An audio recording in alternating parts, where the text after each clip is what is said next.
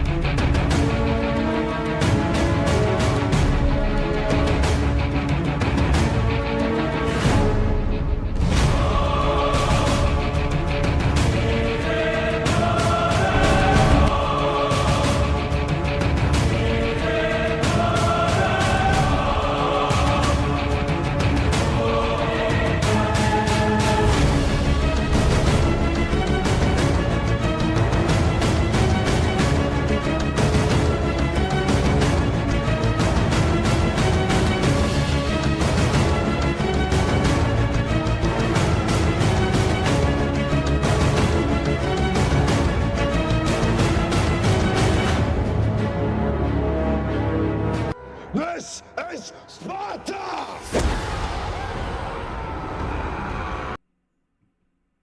What is going on, everybody?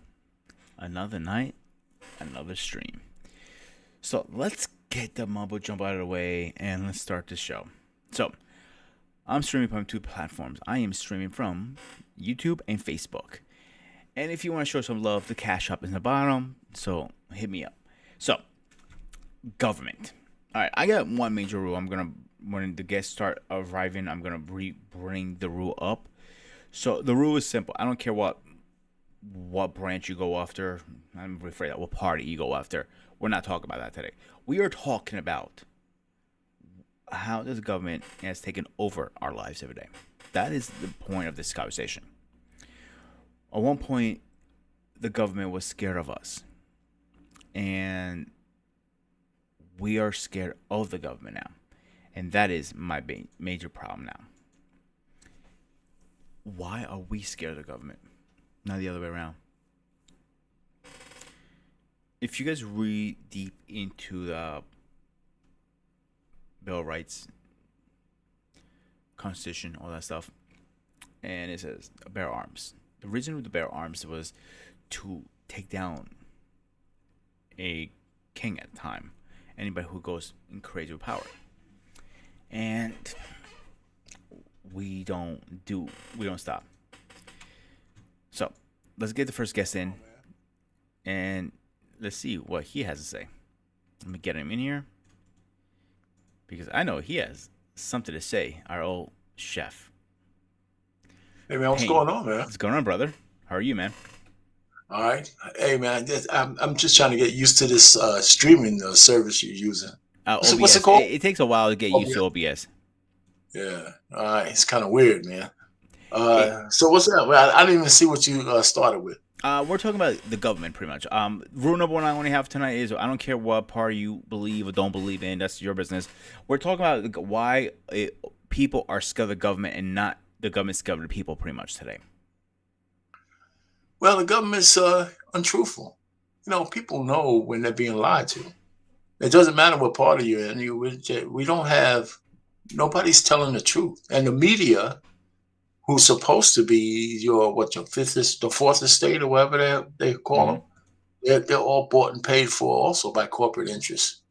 And they all have leanings. So we don't have the truth anywhere. That's why they hate Elon Musk, because you know, as bad as Twitter might be, he at least lets people get a chance to say something on a platform where everywhere else, YouTube included, will kick you off.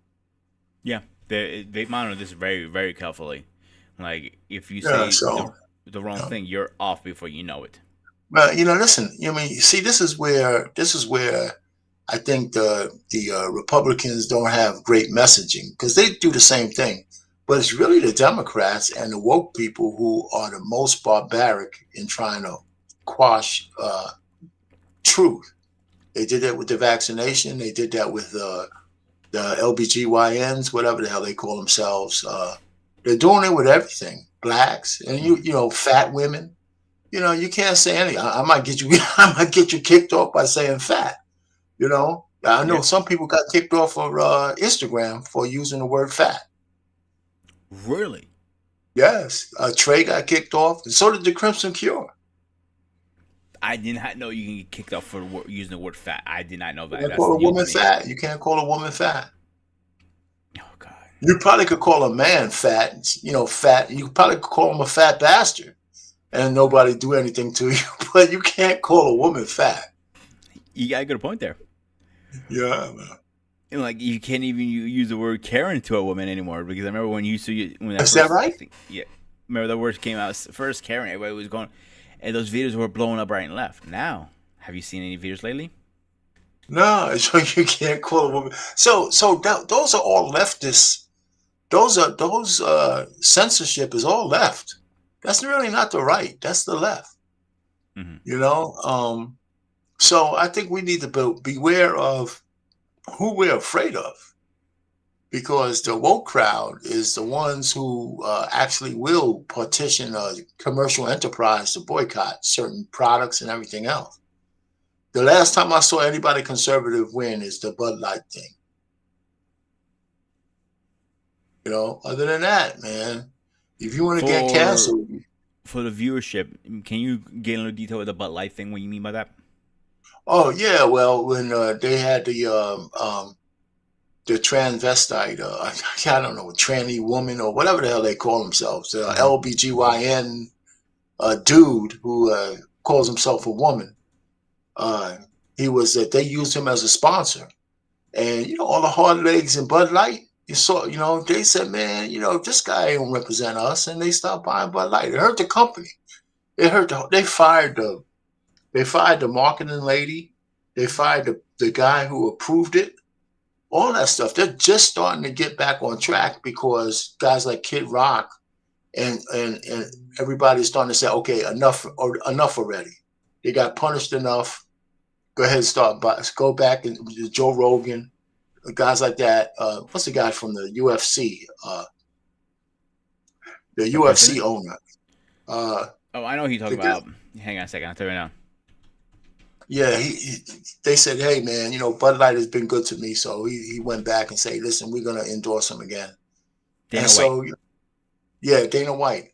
So all those guys said, okay, enough already. They got the message. They changed their marketing. It's time to lift the so-called quasi boycott. And I think that's fair. They ain't gonna put that. They ain't gonna put that dude Delvin Mulroney, whatever his name is, back Hmm. up there again. Bet you that they'll never do that again. Never. And so those are the kind of things that government has a lot to play. And I don't know if you know about this, and you asked me a question. I'm rambling. No, you're fine. Elon Musk and the folks from Twitter proved that the government put pressure on Meta and other YouTube and other places to quash certain kind of conversations. They put real government pressure on them, which is against the Constitution, against the law, and they did that. And he proved that. That's why they hate Elon. Like they had a EV conference. The government sponsored the EV conference or some kind of big EV where they brought all the EV manufacturers to the table. They didn't invite Elon Musk. How could you not have Tesla there? How can you not have Oh, Tesla really? there? That's interesting. Yeah, so there's a lot of shenanigans going around, man. You know, so so being a little guy in the big pond, we're subject to a lot of stuff that would be frightening. It's 1984, man. You got anybody who haven't read that book by George Orwell needs to go read it. Mm-hmm. You know, I read it when I was younger. I need to go read it again. You know, Now, so let me what's ask you this happening, man? question. So go ahead, go ahead. I'm Go sorry. ahead. Finish your statement first. Go ahead. I'm done. I'm done. So if somebody asks you a question, this is one of my questions tonight, is what are the key factors and responsibilities of a government? How would you answer that? I think the government should serve the people. I think they should protect the people. They should serve the people, and they should invest in the people. We haven't had the government investing in us in years. I mean, it's been a. I mean, I'm not talking about just the infrastructure, but for example, we don't invest in our young people. In fact, we burden them with debt that they can't get out of, and that's all government issued. There's no way that a student loan should cost not whether it even cost you 100 grand. The interest rate on a student loan shouldn't be more than 1%, and it shouldn't be predatory. If you even if you had to take a loan, I don't believe in free money or free education. You know, it's got to be competitive. But you know, these 7% loans and stuff like that. I mean, these are your young people. So you get a whole class of kids who come out of college 50, $100,000 in debt.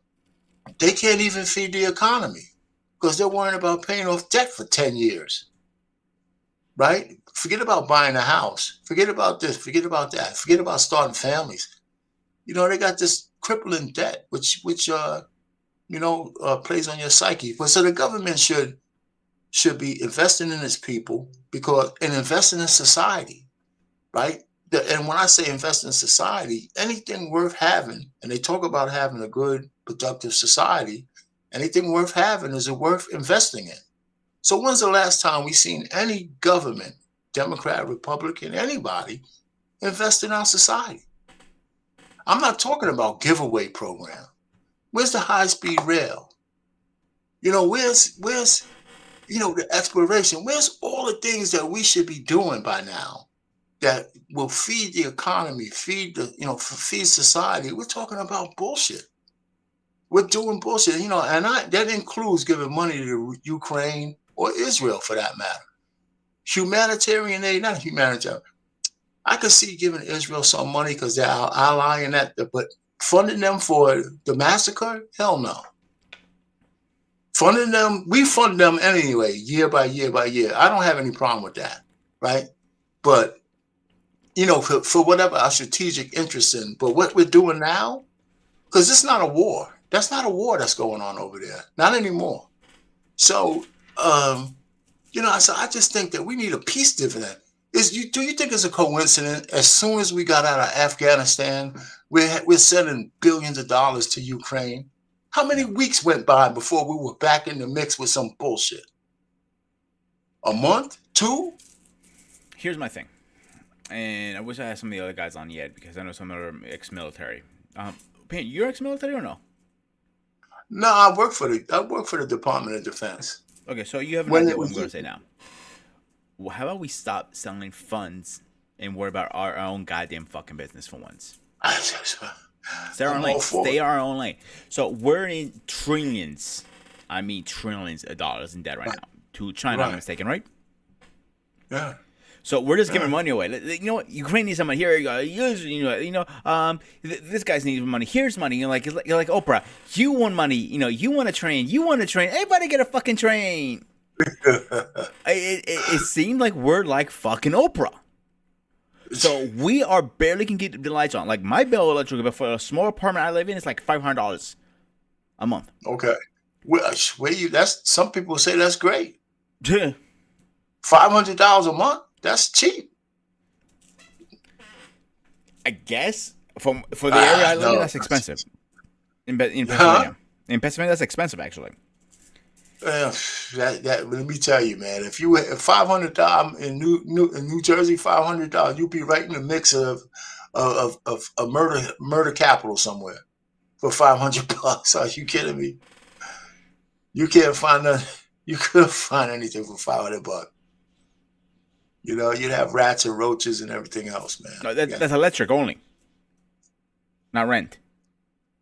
Oh, you mean your? Oh, I thought you Yeah, said rent. Oh, that's a lot. Yeah. How you get a $500 electric bill? that's what I'm trying to figure out. Before we move on, Oh, you got heat for your electric too, though, right? yes, that's what it is. Oh, okay. Yeah, Okay, that's good. lady, I heard you were down a little bit yesterday, so I hope you have a speedy recovery, and I hope you're doing a lot better. So if you need anything, email me, and I'll help. I love to do whatever I can from where I'm at. I'm not sure how far you're from me, but if I can help, please let me know. Oh yeah, speedy recovery, speedy recovery. Yeah. So I was saying, but I'll give you a better example. A few years ago, I'm saying about 2 years almost now, my All right. complex flooded. I mean, flooded. Ooh, Like, I thought I needed a freaking speedboat to get out of here. That's how bad it was. They wow. evacuated the whole complex. Fire departments came in, knocking the door, like, evacuate, like I looked at them like, I'm not going anywhere. Yeah, you are. And like, I know, grabbing my shirt, and I'm out the door with the dog and my mom. And they didn't fix anything. It happens every some couple years because the lake next to me always floods. I'm using that as an example, of course. Yeah, yeah. So why don't they fix the problem? Well, you know what? I have a different take on it. Why build anything in a floodplain? Plain. That's another point. Yeah, that's me. Why are we building apartments where we listen? All this stuff, they know what floods. See, and so I'm just blessed because I didn't check this when I bought my house. I didn't really check whether I was in a floodplain or not. I'm just grace of God that it hasn't happened to me. But now I understand. So that the fact is that around my area, some places flood more than others in New Jersey, of course. But I don't know why they build stuff in floodplains. I really don't. I mean, there's a lot of space that you could cultivate. It's because people like to live close to the water. And if you Hmm. live close to the water, you're going to flood out. Hey, listen, half of Florida is going to be in the ocean in the next 25 years, 30 years. Oh yeah, easily.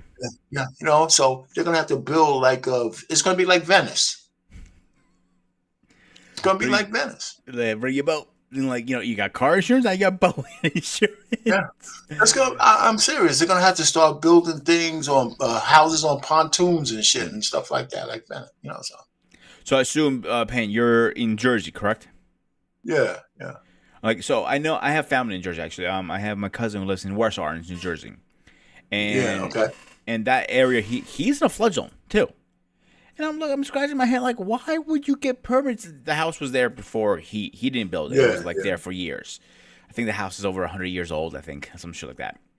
Right. And I'm thinking right now, like even like you just said here, like why would you give a permit to somebody to build a apartment, a house, or whatever, a business Yeah, in a flood in a zone. flood Yeah. zone?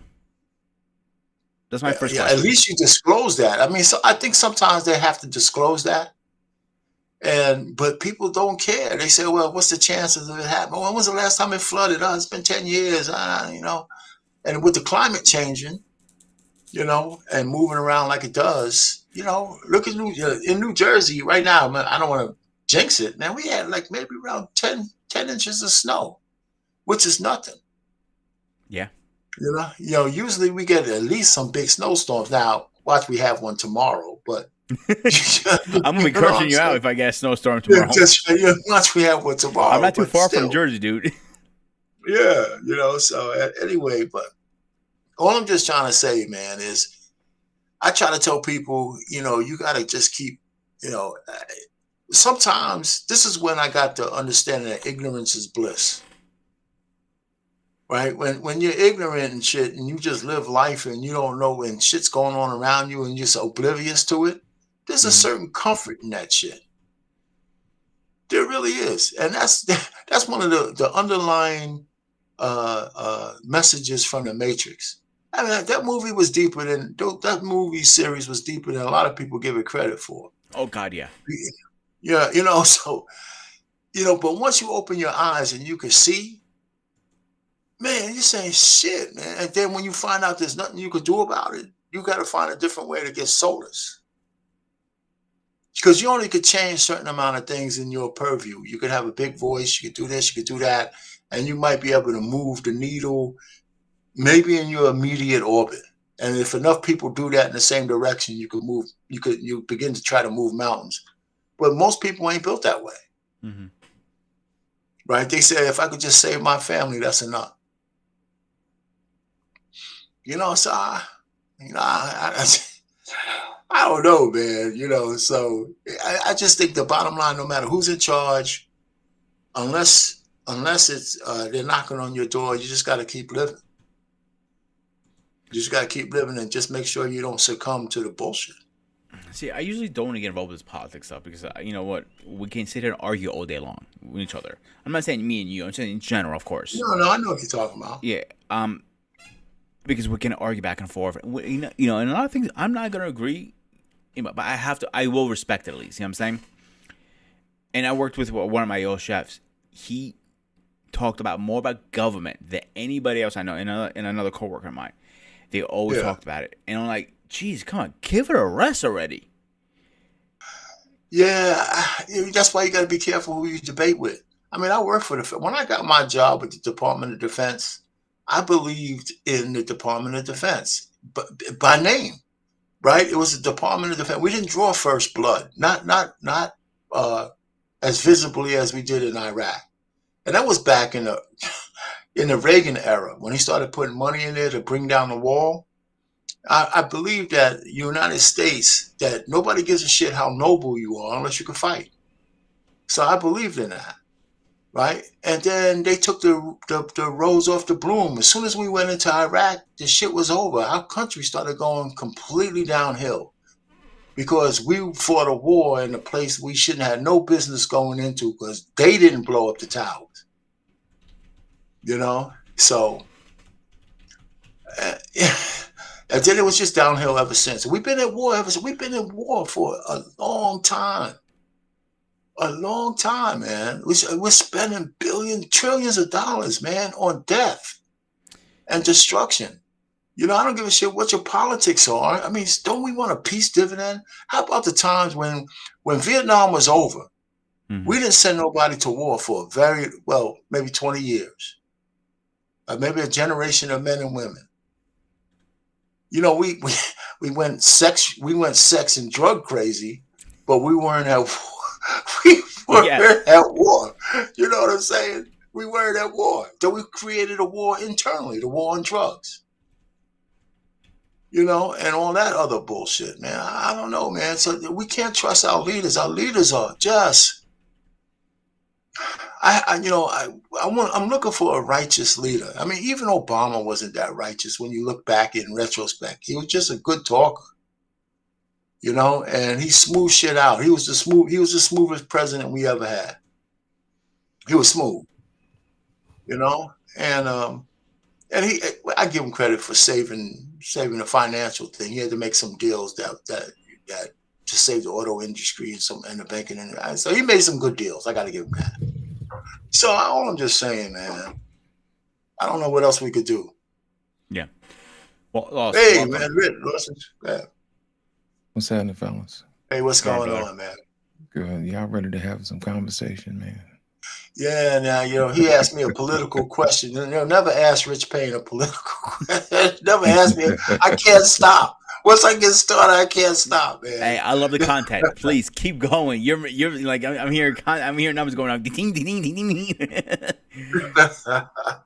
Listen, I've been listening to you guys, man, and I've been watching the whole time.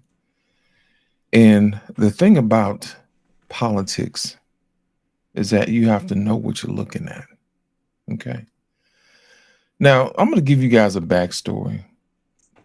I've probably been one of the most forward-thinking individuals that I know. And when I do, I put things together that probably shouldn't be put together. But once you have enough, things that connect the dot, it kind of makes you worried. A long time ago, when I was a kid, I wanted to make the world a better place. You know what I'm saying? Mm-hmm. And I wanted to be an inventor. Okay. So the first thing I did is I was like, you know what? Let me start tinkering with some stuff. So before you keep going, let me just tell you, we got a windstorm going over here. So if my stuff goes out, that's why, Okay. Gotcha. Yeah, same over here too. I'm not too far from Payne. I just find out You know, where like I'm sorry, neighbors almost. I'm sorry to break that up. Go ahead. No, you're good. So I wanted to make the world a better place. So I started with tinkering stuff, and I was like, you know what? Maybe I should come up with wireless electricity. Then I found out who Nikola Tesla was. I was like, dang, somebody beat me to it. Then I did some more research, and I found out what they did to Nikola Tesla. You know what I'm saying? And his stuff disappeared. I was like, you know what? Every time somebody makes something for people, stuff kind of disappears, you know? And how we use technology, it's abused sometimes.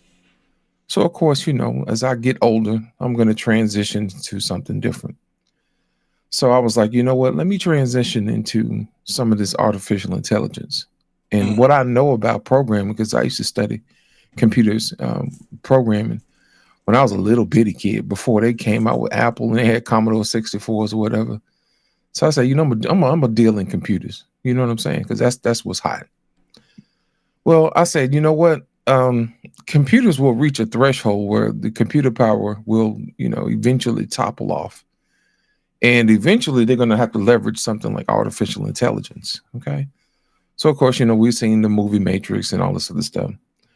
So my thing was this. Artificial intelligence is one of those things that you have to ask questions. It has to be programmed. So I was like, if I'm going to make the world a better place, I want to make sure that artificial intelligence is fair. Okay. So it doesn't discriminate against people, because whoever tells the story is the person that's in control. So the thing about artificial intelligence is that you can program a certain bias. That's right. And what I said I wanted to do is I wanted to make sure that our people didn't get left out this time when they make artificial intelligence and it has a bias. You see what I'm saying? So I was like, let me go ahead and start studying artificial intelligence. Well, anyway, just to let you know how the world works, I understand that we run off algorithms. That's how YouTube works. That's how Facebook works. That's how anything works. You know what I'm saying? It's going to give you what you're looking for. So with that being said, sometimes people hide things in plain sight. Well, my thing is this: I like to put things together, two and two together, and figure out exactly what's going on. Now, I understand exactly what country I am in, okay? And this country has a history of taking advantage of people. So after doing a little bit of research, I found out that artificial intelligence will someday replace those things that hold certain people in power. You see what I'm saying? If it's done correctly. And what happens is this country likes to take advantage of people a certain way. So I wanted to make sure artificial intelligence doesn't take advantage of people. Okay. One of the things that I found out that artificial intelligence could replace is attorneys in court systems. You know what I'm saying? So with that being said, you know, whenever you go to court and you go in there and you see who's actually in court, it's usually our people in there. You know what I'm saying? And I had no idea that being poor was a crime. You know what I'm saying? That's basically what it all comes down to. But if artificial intelligence can replace lawyers and judges, I want to make sure that people get a fair shake. Okay. So I was watching this video on TikTok, and I know it's true because I've seen it in the news where I think Google has a artificial intelligence by the name of Gemini. Okay. So at one point, if you ask Gemini to paint you a picture of Vikings, it will show you pictures of people of color as Vikings. Okay. So I was like, how in the world can that be? You know what I'm saying? So the next thing you know, the guy asked Gemini, he's like, hey, show me a picture of white people. So the computer sends back a response. And the response is, hey, you can't depict people by a specific color or race. I thought that was interesting, because if you ask it to show you black people, it will show you black people. You know what I'm saying? So I was like, wait a minute. So you can also ask Gemini to write you a story in the form of a particular person. So the gentleman started asking to write a story in the style of Donald Trump. Right. And it said, you can't do that because you can't imitate somebody because it may incite riots or something like that. I was like, what? So what happened was the guy started doing different names. And so by the time he gets through asking AI to do different names, once you put all the names on the screen, the ones who you could intimidate, like Joe Biden and stuff like that, all those guys were Democrats. But people who you couldn't do the style of were all Republicans. Well, I was like, wow. You mean to tell me you can influence, artificial intelligence in a subtle way where it can curtail what you can do and what you can't do, who you can listen to, who you can influence? You see what I'm saying? Yep. So with that being said, I said, let me put on my thinking cap for a minute. Okay. We got this little border war going on. Okay. And everybody's talking about how the immigrants are coming over and all this other stuff, right? So I was thinking to myself, I was like, why are they letting people in when normally they don't? Okay. So, of course, I put my thinking cap on and I was watching something that was totally unrelated. Now, I'm going to tell you how my algorithm works. It puts things together that it shouldn't put things together. But when it does, it's clear. Okay. Now, when we were at home for the pandemic, a lot of offices were empty. And now they figured that, hey, we got a lot of people that's working from home now. So what are they going to do with all these empty buildings? Right. You know what I'm saying?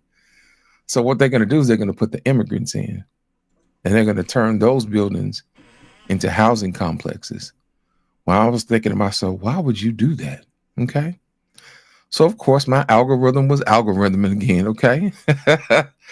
So come to find out, I was watching something that was totally unrelated. Okay. And this guy was talking about, I think he was up north somewhere where they grow stuff like mushrooms because there's a high demand for them. Well, the problem is that mushrooms have a certain amount of days before they mature so you can harvest them. And if not, you have to, discard them or throw them away. So these companies were losing money because they didn't have enough people to come in and harvest the mushrooms. I was like, okay, I see what's going on now. So what happens is when they do have migrant workers to come in, they can only stay for a certain amount of time. But the problem is with mushrooms, they can be grown year round. So they have a bill that's in place that allow people to get temporary visas for a seasonal time for migrants to come in and harvest stuff. You see what I'm saying? So come to find out, there's a bill that they're trying to pass where they can have migrants to come in and work and harvest year round on certain stuff because mushrooms don't count. Stuff like corn, stuff like that, that's real seasonal. They can come in and pick that stuff. You know what I mean? And it's okay. So I got to thinking, I was like, so they're bringing in migrants to replace us. Well, guess what? My algorithm went to algorithm again. And I ran across this other video where there was this Asian lady talking about how America has a problem with paying Black people for these jobs. I was like, oh, wow, that's interesting. So there was an Asian lady, she was saying that when America brought Black people over as slaves, they worked for free. You know what I'm saying? So once slavery was over with, they were kind of upset that, they couldn't get us to work for free anymore. So what they did was they brought in the Asian community. Okay. So the Asian community came in and they started working. They was like, hey, these conditions are horrible. They were like, I don't want to do this anymore. So they left. You know what I'm saying? And what happened was the Asian community said that, you know what? We don't want to do your work anymore. So what they started to do, they started opening up their businesses. But the populace, the white community said, you could open up your businesses. You just can't open them next to us because they don't like competition. Okay. So what they did was we have a long-standing community relationship with Asian people. So the Asian people would open up stores in the black neighborhoods, serving them at a cheaper price because it was cheaper than at the white commissary. So that's the main reason why we have Asians in our community serving us. You see what I'm saying? Mm-hmm. So she said the real reason why America doesn't like black people because they don't want to pay them and they feel like they're entitled to cheap labor. Well, my algorithm was algorithming again. You know what I'm saying? It's getting out of hand, y'all. And I was watching this McDonald's video and they were talking about how McDonald's was going out of business because of, McDonald's is not a fast food restaurant. It is a real estate restaurant. Okay. So they're going to get their royalties and fees up front from people who have franchises for McDonald's. So their biggest commodity is labor. So if they can actually reduce labor, they can actually be profitable, because normally the average McDonald's probably makes about $3 to $4 million a year.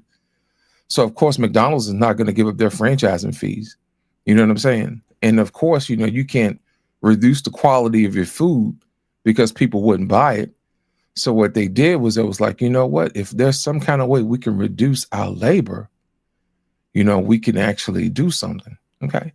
Well, in certain places like California, the minimum wage for a fast food worker is $20. It don't take you a genius or a rocket scientist to know that when you raise the floor like that, it's going to start inflation. So I got to thinking, that's probably the reason why we have inflation out of hand as it is right now. Okay. So my thing is this whole thing that you're looking at, this whole web that you're looking at, is one of those situations where it's not a black issue. It's not a white issue. It's a dadgum capitalist issue.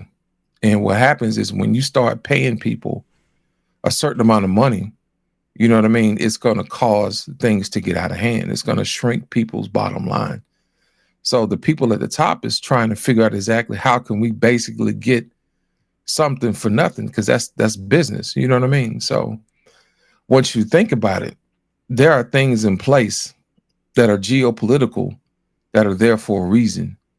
And those things are things that we don't see. And if we don't put them together. So what they're doing is they're taking all those migrant workers and replacing them with us. You see what I'm saying? They're replacing us with them. And people couldn't put that 2 and 2 together. So if you bring in people from other places to come in and do work that you don't want to do, then what does that do with the people that you already have? And then of course you can see where stuff like this causes rifts and dynamics between male and females, especially with blacks. We had that old story about, that women gave up their husbands, for government checks and all this other stuff. And they would actually have policies in place where you would actually couldn't have a man in the house, you know what I mean? That type of thing. And women would argue, hey, we had to do what we had to do for the kids. And the man was like, you gave us up for a check. So of course, that causes division, you know what I'm saying? That type of thing. But it all comes back down to labor. And if you realize, if you look at the 13th and 14th Amendment, slavery was never abolished, not on the federal level, because it says so right on the label, on the can, on the box.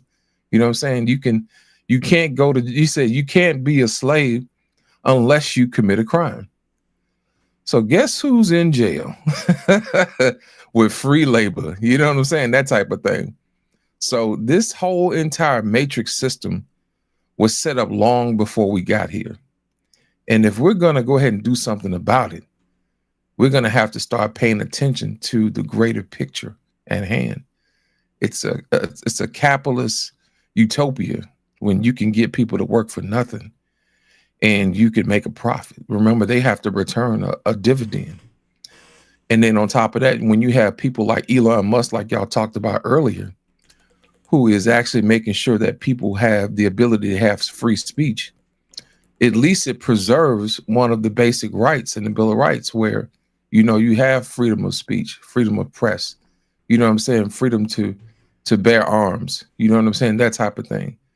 And from these elections, it seems like it swings every time that pendulum swings from one end of the word to the next.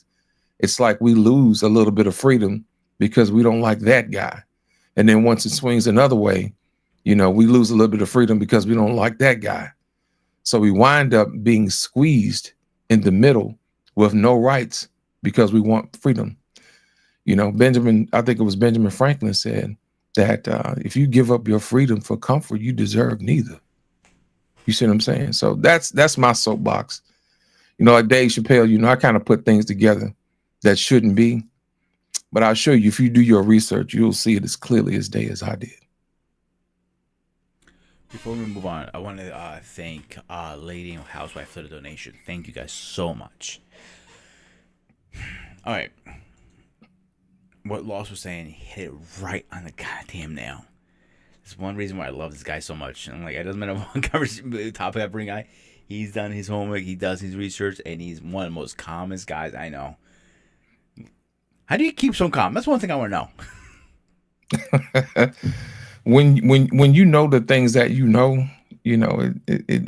it kind of brings you comfort, knowing that if you keep a low profile, you get to be here for a while. So I've been here for a minute, so I kind of try not to ruffle feathers, but I do wake people up one at a time and just make them think. I don't want to teach you, what to think. I want to set you free and teach you how to think. And that's one thing why I respect you so much. So let me ask you this question now, both of you. My next question on this show tonight was, how do the government, politics, decisions impact our daily lives on a day, or civilians on every day? Just no more every day. On the surface or below? Both. Well, we do have the privilege of having, for right now, the world's reserve currency. So what they do is they pretty much, put things in place to make sure that stays. I don't know if you guys are paying attention that there's a rival currency coming about called BRICS. You know what I mean? No, I didn't hear about that. Man, y'all need to pay attention, man. BRICS is a competing entity for the dollar. You know what I'm saying? The petrodollar. But in certain cases, it's backed by gold. It's between Brazil, Russia, and I think it is Asia, China, India, and I think it's South Africa. Okay. I mean, Africa, and now they're trying to get Mexico into BRICS. And instead of trading with the United States, these people want to trade with themselves. You see what I'm saying? Mm-hmm. And what happens is whenever you try to collapse the dollar, it's one of those situations where, it's going to threaten the United States status as being the world's reserve currency. Basically, it's because we have the biggest armies. So what happens is that when you unfairly deal with people, they kind of, get together and find all the things they have in common, and they kind of say, hey, we kind of don't want to do business with you guys because you're not fair with your dealings. And it doesn't take a rocket scientist to figure out that inflation is out of control because of, how we do business. And that is how it affects our everyday business. It doesn't take rocket scientists to find out that when eggs went from $2 a carton to $7 and $8, that affects you on a daily level, and people don't want to eat out anymore. So what happens is that people want to cook more. Well, if people want to cook more, that means people like hospitality places like restaurants and stuff like that are not being not servicing the people, So it affects your bottom line because you don't have the disposable income that you would. And it also affects other people's jobs. So that's how politics affects your everyday interactions. Does that make sense? Yes. Payne, you're going next, but before you go, Hashim, the Wise, how you doing, brother? Oh, we're doing all right. How you doing? How's great, everybody doing tonight? All right, man. How you doing, man? All right. All right. Hey, listen, another way that politics affect you is the mood that they set for the country. Besides all of the practical stuff, your leaders are supposed to set the tone. They are. And the country is erratic. It's violent. It's all over the place. There's no family. The families are under attack. Knowingly. Even with the immigrant thing, right? Whatever advantage they have now in terms of being cheap labor, they're going to be complaining just like we will 5 years from now. and they're going to be looking to replace their asses, right? Because they're going to want rights. You know, so I just look at the tone. That's why when I talk about peace dividend, I'm just talking about when your leaders don't care about death, destruction, bloodshed, that shit permeates down through the whole civilization, your whole society. Right? So why would you expect, the thugs in the street to care about life when the presidents and people like Nikki Haley talk about going killing people?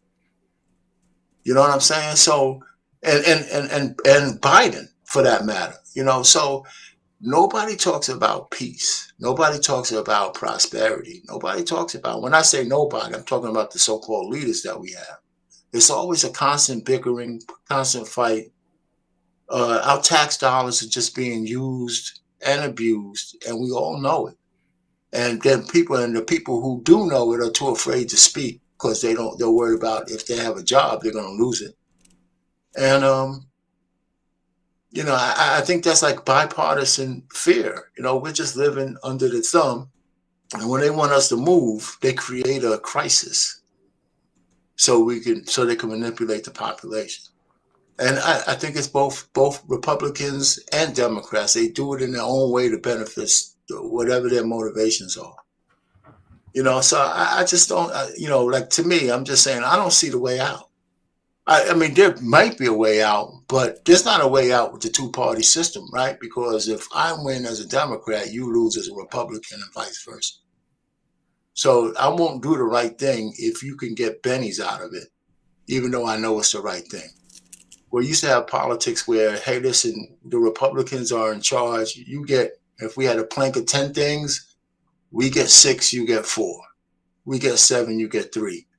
Now it's like we got this all or none thing. Here's the and I'm gonna land it on here. Here's where we know that we have a crisis on our hands. Every time they argue about the debt ceiling, tells you that our government is completely crashed, because that's the last thing we should be holding hostage. That's the only thing we ask those assholes to do, keep the government run.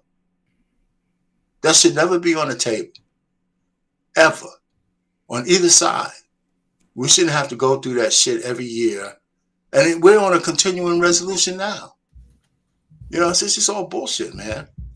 So everybody has failed us, man. Everybody in Congress, everybody in the Senate, they've all failed us.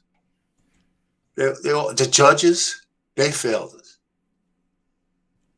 They're everything but impartial. So I'll just land it there. Before we go ahead, I want to welcome Paul, our president, to the table. How you doing, Paul? Doing well, guys. Good to see you. Salute, Mr. Bennett. Yes, sir. So before we move on to Hashim, you're next. Paul, you're after him. Before we go, I want to say one thing about what you're saying, Pain. I agree 100%. 100%. Every year, we're putting a Band-Aid in the dead, another Band-Aid, another Band-Aid. Let me ask you a question. How often are we going to put that Band-Aid? It rips so hard at the wound that you're going to need stitches, and we can't find the stitches because we Band-Aided it for so long. I mean, there's going to be a breaking point somewhere. There's got to be. I just don't know where it's at. And the only reason why I'm really astutely aware of that is because I get paid. My retirement check comes from the government. That shit falls, I'm doomed. Right? I directly. Right? If OPM falls, I'm finished. At least from the government, right? That's why I got to find other ways of sources of income. Mm-hmm. Right. So, so it'll impact me in the way I live directly. Because I worked for the government for 38 years. So I was one of the last people to have a pension. I have a lot of friends who work for the government. They're like project managers, they're military guys, whatever. But when the government shuts down, they don't get a paycheck. I know that. I lived through a couple of them. I think, I'm not mistaken, please correct me if I'm wrong, but they get back pay when the government reopens up again. Yeah. But that didn't impact retirees. They still got their checks. Yeah. But I'm talking about a complete collapse. And I don't know how far away we are from that. I mean, I don't think we can afford one. Our pain. We're near. Yeah. Prepare yourself. I agree. I've done the research. Prepare yourself, sir. So, Ashim, you're up, man. Go for it. The floor is yours. Ashim, you awake?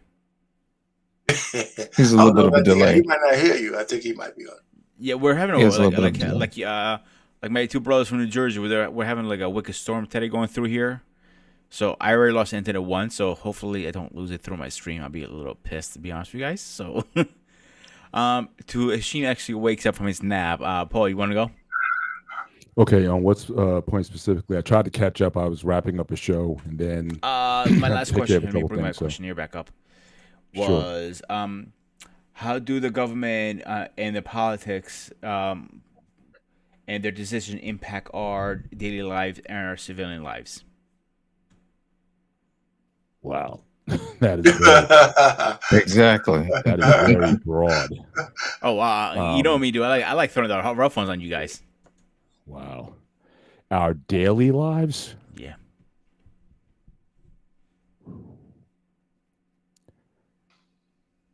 I mean, certainly, in policies that certainly boost inflation. We talk about the price of bread, the price of gas, the price of whatever. So certainly how people's pockets are affected, or if you have like a home equity loans or what have you, when the rates go up. I mean, I certainly think inflationary policies that are oftentimes set by those in office or by Congress. I think those certainly have domino effects that affect people's pocketbooks on a regular basis. Mhm. But as far as on a day to day, I just don't see it. Certainly not at the national level. I mean, on the local level, if you have kids in public school, your school districts, your local judges, your local police and fire, I think that'll probably have more impact than what comes out of Washington, which is why I'm always advocating that people need to pay attention to what's happening locally. I mean, you can certainly think globally, but you still need to act locally and make sure that you're in touch with what's going on in your town, in your municipality, in your county. I think that's where I think more of our attention needs to be, and not just wait every 4 years for a presidential election. So I don't see it necessarily happening as much on the day to day, especially if you're about your grind and doing what you need to do. But certainly, having your wallet impacted, or the dividends you have to pay, or the interest that you have to pay on loans that have dramatically increased. I mean, when the Fed raised interest rates, I think last couple years, like 7-8 times or something like that. I certainly think that robbed a lot of people of much needed wealth and resources, and so that's why I see it most impactfully. But outside of that, I'd have to take some time to really digest and see how the actions on the federal level, how that's affecting. I think when I came in, I heard our opinion talking about when there's like a government shutdown and whatnot, what happens to people who are on federal payroll or whatnot. And I do know have relatives who work for the government, so I know how that has impacted them in the past. When you have these interests just can't come together to take care of something that shouldn't be an issue every year. It's like all we do is just kick the can down the road. But these guys can't seem to get it going. But I'm a believer that I don't think it's necessarily even about the governments anymore. I do believe it's about corporations and corporate money. I think that case, that Dobbs case, that I think it was actually it wasn't Dobbs. The case where they had where they said corporations are people too, essentially. Right. When I think that what's that? I said I forgot what they called that. I forgot what it is. I know what you're talking about. Yeah, but that case I think really put a major shift in terms of our political system when you allow corporations to really have unfettered access and contributions to the political system. You always had lobbyists and whatnot, but with that decision, I think that really changed politics, and I think that really took a lot of power out of the people's hands. Was that decision? But those were, again, who drove that or whatnot. It was it was certain people who had that agenda. But I think that's the thing that really hurt us in the last 25, 30 years was that decision. Decisions. That's what Thank you for saying that to me. Because I'm going to throw a big one on you guys. We keep voting on these people. Biden's the biggest one. That is half dead pretty much, if you want to put it that way. But we don't want to vote or change our politicians. Why do we keep bringing the old people in and not rotate them out every few years, bring a new first blood in? I'll tell you why. Go for it. Because those people are involved in show business. And I explained to you what I mean by that. You know what I mean? When they get on Capitol Hill and they go back and forth with each other, that's the show. You know what I mean? The business end is conducted by alphabet agencies like the CIA, NSA, those people like that. The reason why people really don't want to know what's going on is because this country has a responsibility to its people and to make sure that their way of life stays a certain way. You know what I mean? And what happens is you'll have agencies like the CIA that go out and do certain things to make sure that other countries, comply. You know what I mean? If you ever notice that whenever there is a country who don't see things the way that we see it, their little country is upset by certain geopolitical pressures that go seen and unseen. You know what I mean? Mm-hmm. And here's the thing: we have this thing called the Black Book. That's where things get done. I know. That's a place where people get things done off the record. You see what I'm saying? But it still helps us on the record. You know what I mean? I'll give you an example. I think it's the Dole company or the people who do the bananas, the Chiquita people. Mm-hmm. For a long time, they were, one of the largest transporters of bananas. You know what I mean? But at the same time, they were smuggling in weapons. You know what I mean? To certain interest. You know what I mean? So you have those people got found out about them smuggling in weapons to topple, certain, governments or whatever, that handle business behind the scenes. Well, what happens is you have people like the CIA, who's been documented, who did the same thing, in Vietnam. They would bring in drugs, in the country, and they would make money on the back end to fund stuff like the Black Books, the Black Books, so they can go in and handle business to make sure we have countries that are America friendly to do things that we need to have done. Well, the Black Book got to the point where you can't hide that amount of money, when you bring it in for taxes or whatever, to keep these people doing. So we have to do other things, So with that being said, we as a country want to put people in place who are America friendly, even though they may be foreign governments or entities or something like that. And you'll have people who are heads of state who magically disappear, for some reason or another, who are no longer in power. And then we have somebody who's installed who pretty much agrees with, American policy.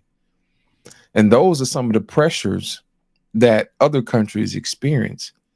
Now, with that being said, you can't have prosperity in one place and in another place, somebody else doesn't say, ouch. You know what I mean? Mm-hmm. Just like we have people in China. I don't know if y'all watch Chinese news. I do, because I like to know what the other side is doing. Well, they're having just a harder time as we are. You know what I'm saying? Their people are struggling. I don't know if y'all remember this or not, but a while back when they were giving out stimulus checks or whatever, the government put that money directly into the hands of the people, and say, hey, go out and stimulate the economy. You know what I'm saying? Go back to shopping or whatever. So they put the cash in the hands of people. Well, China was the exact opposite. What they did was, they printed out 54 billion, trillion yuan, Chinese yuan. But they didn't put it in the hands of the people. They put it in the hands of governments because they say, hey, these people are not responsible. So they went out and the government made all this stuff and the people didn't have no money to buy. So guess what? These people are homeless and they can't, really buy anything. So the economy is not stimulated. So you got goods and services are piled up and nobody's able to buy it. You know what I'm saying? So it's the exact opposite. That's the fundamental difference between politics. How one group sees the world, the other group sees it a different way. And I think that's probably the reason why we have war is when stuff stops moving, when we stop dealing with each other fairly. Like, say, for instance, China exports, just about 90% of the stuff that we use, like electronics, and sometimes in India with clothes or whatever. And when they don't, produce things or be able to ship things, then it's piled up. They can't get any money in exchange. So those people suffer. Even though it may seem like we enjoy, cheap products or whatever, it comes at an expense for somebody else. So that's one of the things that we have to look at whenever we apply pressure. If we're getting what we want to get, I assure you somebody else somewhere is not getting what they're going to get. And what we do is inadvertently we create enemies instead of business partners. And I think that's probably the reason why you have pressures from other countries to do things that are American, but they're doing stuff that's in the best interest for their people.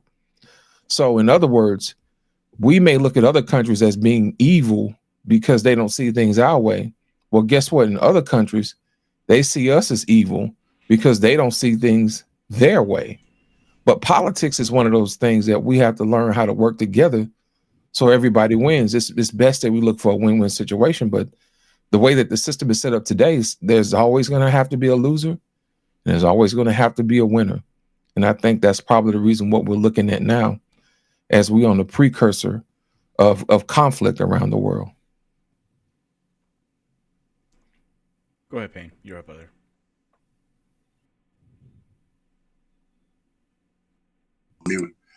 Nah, we said a lot already. There's another question. I I agree with what it said. I mean, I don't see anything more profound to really be said. I mean, I look at we're all a part of this, and I hate to use the term matrix, man.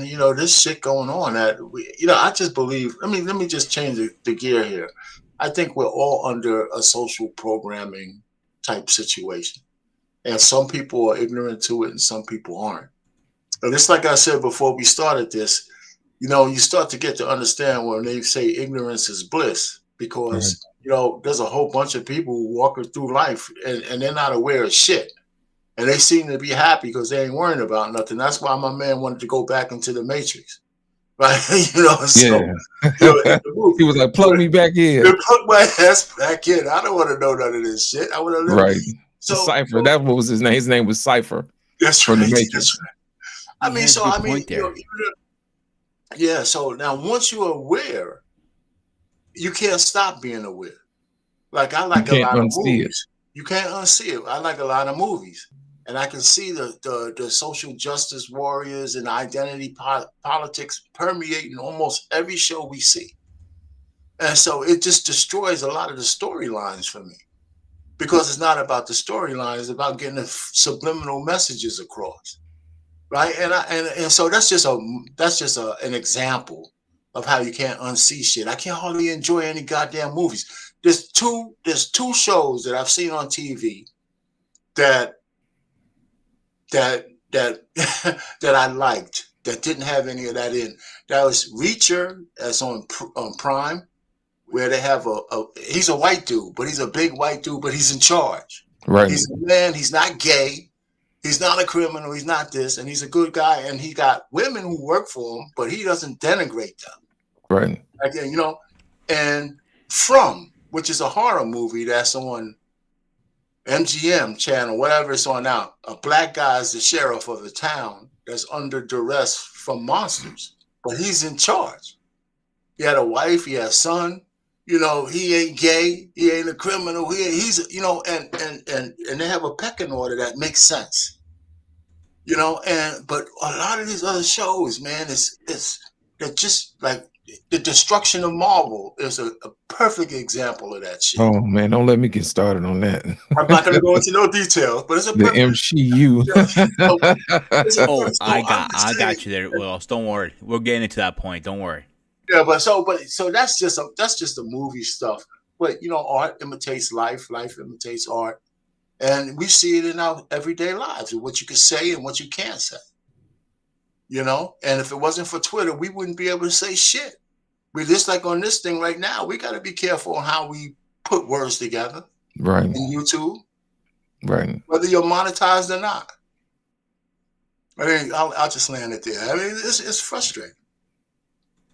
Paul, the floor is yours. Again, like it was asked earlier, I don't know exactly what direction that we take it anywhere you want to take it. The only rule I have for tonight the only thing I said in response to our opinion, I don't disagree with a lot of what you're saying, but when you say social engineering, it almost sounds like it's too broad, because if you're a nation of any size, you're going to be doing some sort of social engineering.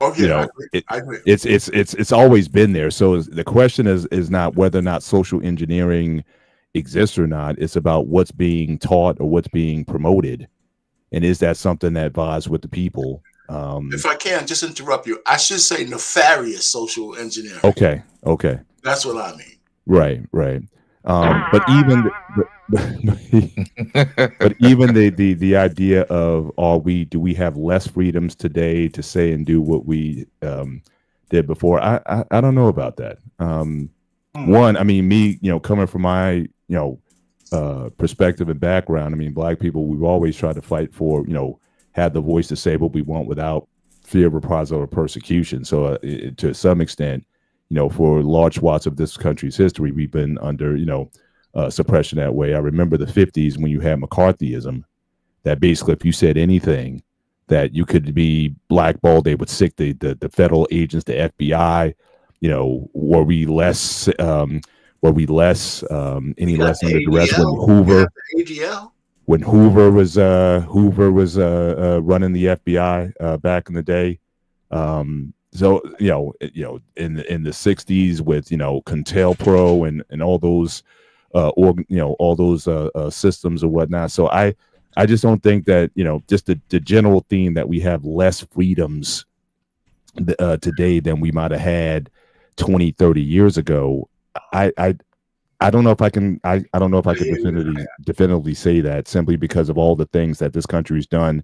I mean, Lost talked about the CIA and just the nation stuff they did, Iran, Chile and Cuba, and just they just have a history of just going in and just disrupting governments, for all these times. So it's just it's been part of the organization pretty much since its founding, and there's just a lot of subjects that even today people still don't want to discuss. I mean, the whole Kennedy thing.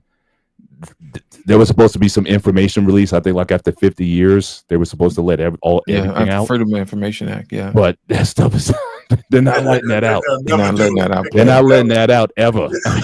There's a reason why they're not letting it out. So I'm just saying. So I think there's always been again. I think if you're a nation of any size, there's always been a desire or from their perspective, a need to do certain suppression of voices and of movements and to, invade some of your privacy for what they feel is for the protection of the empire. And I think with us, we take for granted that a lot of these old empires used to do that stuff. They were down for centuries, if not millennia. We're still only 240 some years old. So we're still babies on the world stage when it comes to this stuff. But you've had empires, the Greek Empire, you can talk about that, or the Romans, or the whatever. I mean, that stuff went on for centuries, if not longer. So I just think it's just a natural course of things. And I got to be pessimistic that at some point in time, all nations, all empires die at some point. Correct. Because you go through the cycle of being forged to a certain extent. You get a national identity, you come to power, but you become very hubris, once you get that power. And it's just hard to hold on. But no empires really last forever. Not the Chinese Empire, the Ming dynasty, whatever dynasties you want to talk about. It always comes with just the rotting of simply just being on top. And I don't think, you know, human beings have never really thrived in prosperity. You know, So can human. I ask a question on your point though? Yeah. If you don't mind, right? No, go ahead.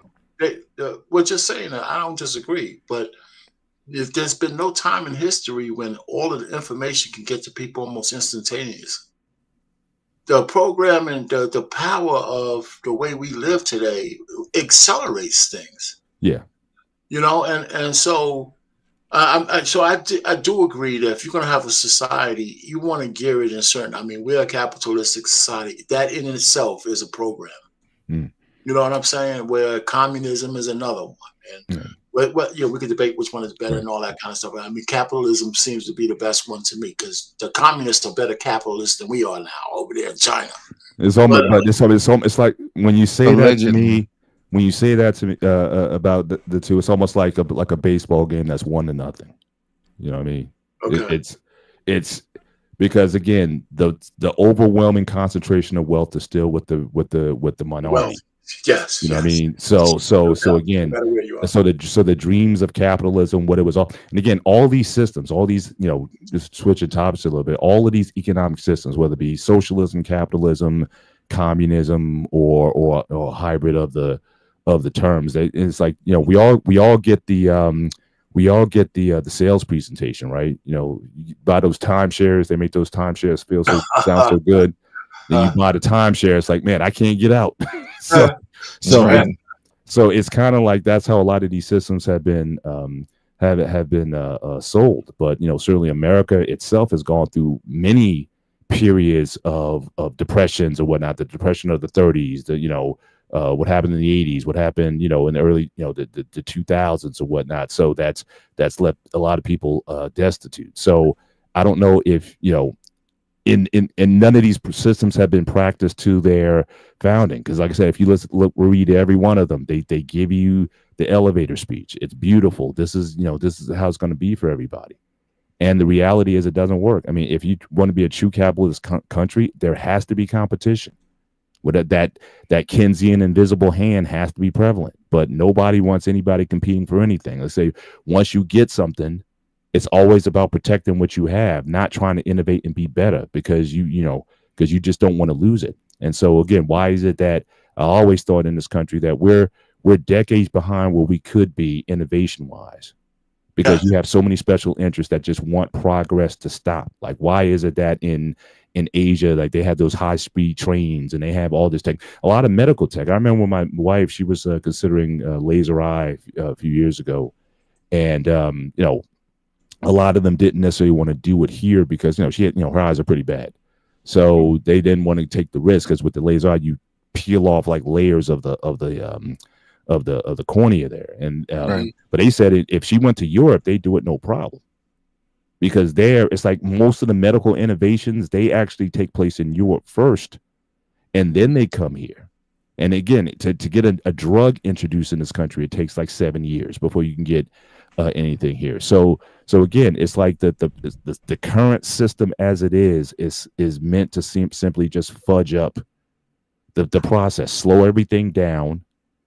But a lot of these problems that we're talking about, we should be years beyond with the innovation and science that we do have here. We should be leading the world in a lot of stuff, but we don't because a lot of people don't want things to change. And that's why I go back again to a lot of those corporate interests, because look, if we do get a new energy source or something like that, Exxon or these big oil companies or whatever, they're not going to be happy with that. Nope. And so they're going to do everything they can to slow down the process. So that's why, again, I tie it back to who really benefits the most is those who have, and who wants things to stay the way they are is those who have, not the have-nots. The have-nots, the only time they've ever gotten anything is when there's been true revolution. And oftentimes it's a violent revolution when it happens. Right. They don't want that, man.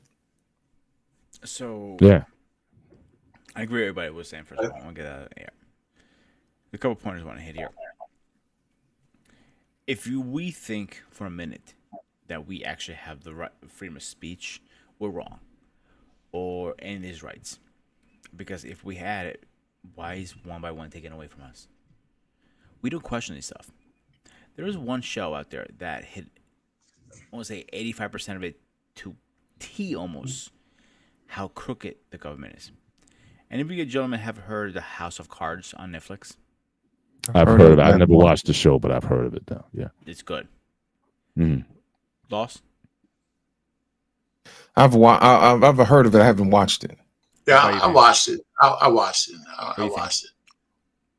It was good. You know, it ran its course. They might have had a season too much. No, I'm not talking about that part. I'm talking about how close it came to. The premise was good, though. I mean, it was worth watching. I mean, to get behind the political scenes, the dastardly things that they would do. It was pretty good. I mean, from that standpoint, you know, if you knew it was fiction and the possibilities that somebody could become president without actually getting elected, you know, it was good. It was pretty good. And Kevin Spacey, you know, besides his proclivities, was a pretty good actor. Yeah, he was. Yeah. So we're coming up to the election right now.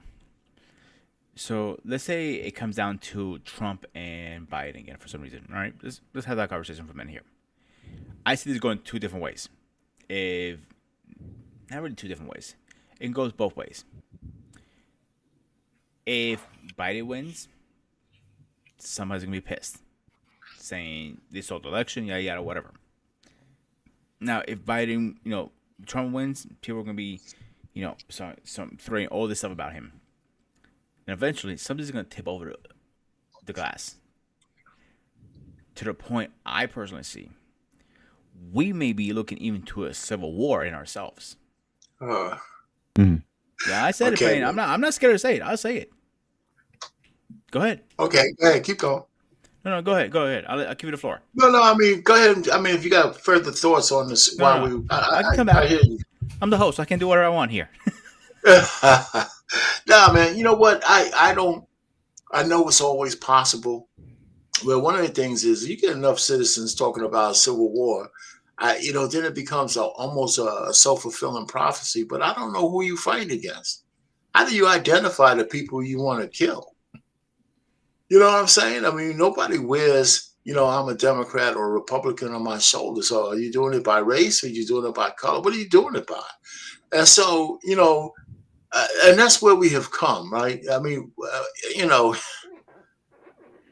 neither one of the candidates that's running right now is really sufficient to run the country. One guy is a crazy man, and that's why he's almost as old as the other dude, but he got more energy because he's fueled by the devil.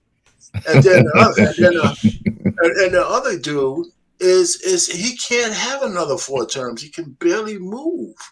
You know, so you know, the fact that we're clinging to these two guys, I think at the Democratic convention, they're gonna shock Biden out of it. They're gonna nominate somebody else. I really believe so. Because the Democrats, if they don't do that, man, and he's not even gonna make it to office. But but I think more people are afraid of the orange man than they need to be, especially black people. I mean, as far as I'm concerned, I mean, at that level, I kind of rest on the arms of government that we do have to put certain things in check. And I think black people are afraid of the orange man for reasons of racism. And I can't stand that shit. I mean, we've been through a lot of shit. We shouldn't be afraid of nobody because we call them a racist. That's the last thing we should be afraid of as black people. I mean, as far as I'm concerned, and let me tell you this, we can debate this, but Biden has done more to hurt black people than Trump ever has. Period. Yeah, he's got a history. Trump might not let somebody get a goddamn rent an apartment somewhere. Yeah. But Biden has on record. I remember I was alive and I saw the hearings when he aggravatedly assaulted Anita Hill in the wall of the Senate. I saw that live. I saw the fact that he was on a damn step saying he don't want no black people going to a school. I saw him calling black kids roaches, and I saw him with his impassioned speech to put a wide net to put black people in jail, and for shit that people used to get probation for. So as far as I'm concerned, man, what he did to us is unfreaking forgivable. So nobody who's Democrat can tell me anything different. Now, Trump is just an evil guy, so he shouldn't be president for that.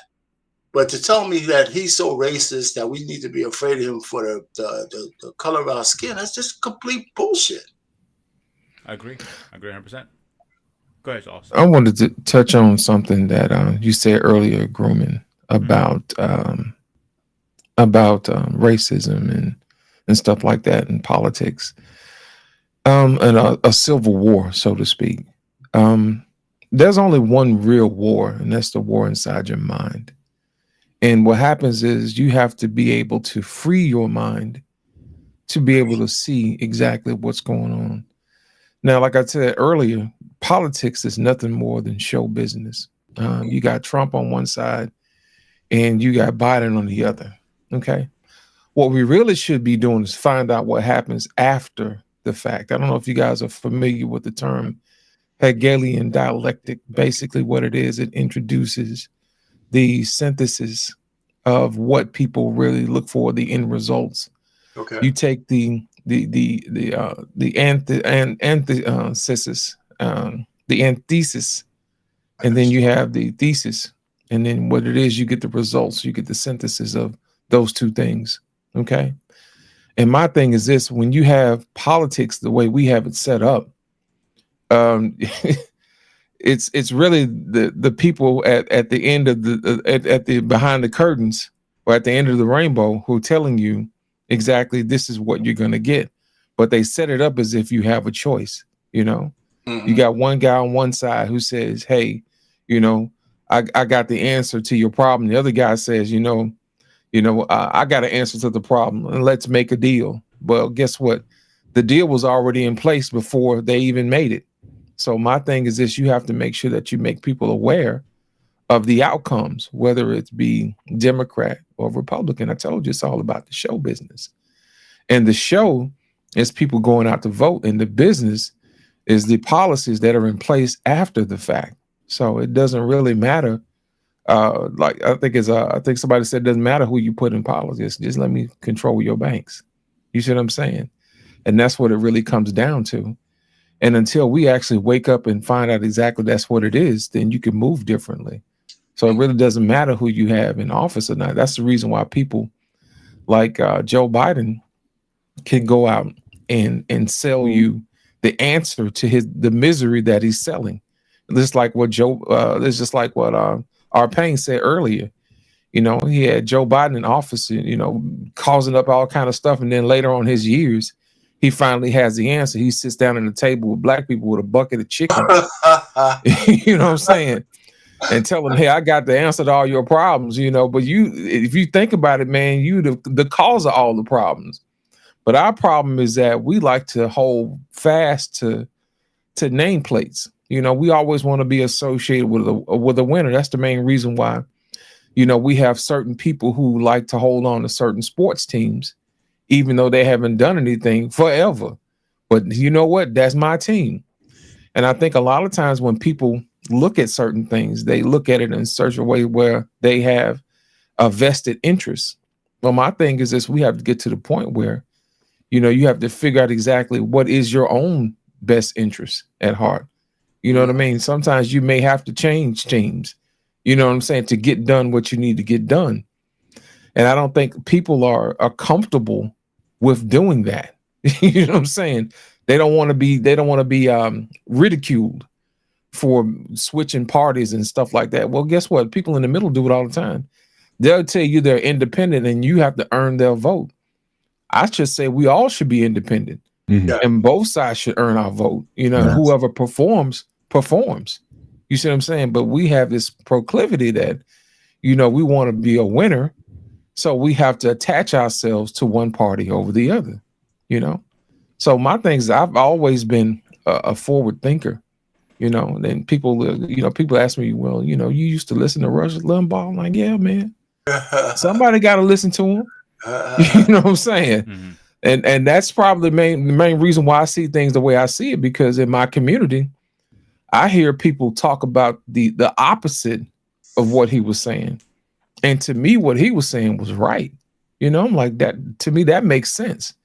But if you don't open your ears up to figure out exactly what exactly aligns with what you believe in and what affects you, then you're going to be subject to be influenced by people who don't have your best interests at heart. Is that not correct, Arpane? No, it's true. I mean, it is true. I mean, we're too programmed to want to just have people say what we want to hear, whether it's correct or not. It's too many people that way, you know. You know, I hate to say this, but I think it impacts women more than men. You know, some men just don't want to hear nothing, but you know, that's why they could be manipulated a little bit easier, and especially into spending their money. Oh, You know, yeah. so, but you know, like I said, I mean, I just think that this is a good conversation, because I think we need to probably have it more without arguing with each other. In terms of, you know, because everybody has a prism that they see the world through, right? So, you know, you see the world through the prism of your experiences, and you know, it doesn't have to be right for everybody else, as long as it's right for you, unless you're really saying something that can be proven wrong, right? So our two-party system, the way it works, it works on a cooperation level that's gone now. Because back in the earlier days, there was some way that they actually did cooperate, and the government moved. Oh, absolutely. I mean, especially when it came to judicial. I think with the ever since the Clarence Thomas thing, it used to be like, again, winning the presidency had privileges. So again, you would get like a Supreme Court justice confirmed like 95-5 or 97-3 or something like that, just out of courtesy. Out of courtesy, yeah. But now it's like, you know, who controls the Senate really matters now. You know what I'm saying? Oh, yes. Because again, it's so these votes are straight down the middle. 51-49 seem to be how things are settled now. And to me, the sad thing about that is it's not even about whether or not you think the person is a good justice or not. Because you're always hearing in the back room, it's like, yeah, I don't have a problem with this person, but I gotta vote, just like Lit was saying, I gotta vote for my team. Right. So you know, I gotta say no, even though I got no problem. While I even like the person, but I gotta go with my party rather than, you know. So again, no one has the courage to step outside of those party lines to say, look, what's in the best interest of the country, or we don't put the country over our parties. And so I think that is something we've long since been removed from. But again, the fact that everybody used to move together, you know, it's very different these days. The only thing I would say about the two-party system, I've looked at Canada, I've looked at India, I've looked at, you know, UK. I'm not sure if going to multiple parties is any better a solution, because, you know, again, if the system is rigged, that's why I said about as far as like the corporate interests or whatnot. If the game is rigged, then it doesn't matter. Like you can play Monopoly with one player, you know, well, at least on computer anyway, you know, right. 1 player, 2 player, 3 players, 4 players. But the game is still the game. So as long as the game doesn't change, I don't think the party system matters, because I've seen just madness, especially a couple of years ago in UK, where they had that lady who was voted prime minister, and she was there for like a week. Trust, Yeah. he was out of there like you know, like nothing. And India politics is just hard. I mean, people, you know, used to get deleted over there. You know, so I don't know if bringing more, you know, spoons, putting more spoons in the stew, Gonna make it taste any better. No. Yeah, but you know, but at some point, Mr. Bennett, when, you know, if we keep doing the same thing, you know, and expect different results, it's insanity, but I'm just saying these other systems are pretty insane also. So I think certainly going independent, I certainly agree. I think if more people, and I think more people are, I think statistically, I think more people are going independent than before. And so I think that's a positive. I think that is a positive thing to get these guys to work better. But then again, on the edges, you have your initiated. And as far as the point, as far as civil war, I'm not so much. Well, actually, to an extent, I am kind of worried about that from the standpoint of when I see a lot of these militias and these groups. Like, why is it that if these guys are so hyper? It's like 90% of people in the country wouldn't mind having some sort of background check on weapons, but why is it so hard to get cooperation on this issue? But you have, again, especially when I go to the South, it's like I go into another country, man. It's a different world there. But you got these guys, they got stockpiles preparing for this. Right. And as far as who they're going to go after, that's why I worry about, because the only people that you can tell is that you're not wearing a D or an R on your chest, but you have a hue. And so that is what I worry about more so than anything, because I think the Civil War, in a lot of respects, never ended. All that stuff about those statues coming down, right. Most of those statues were put up in the 20th century.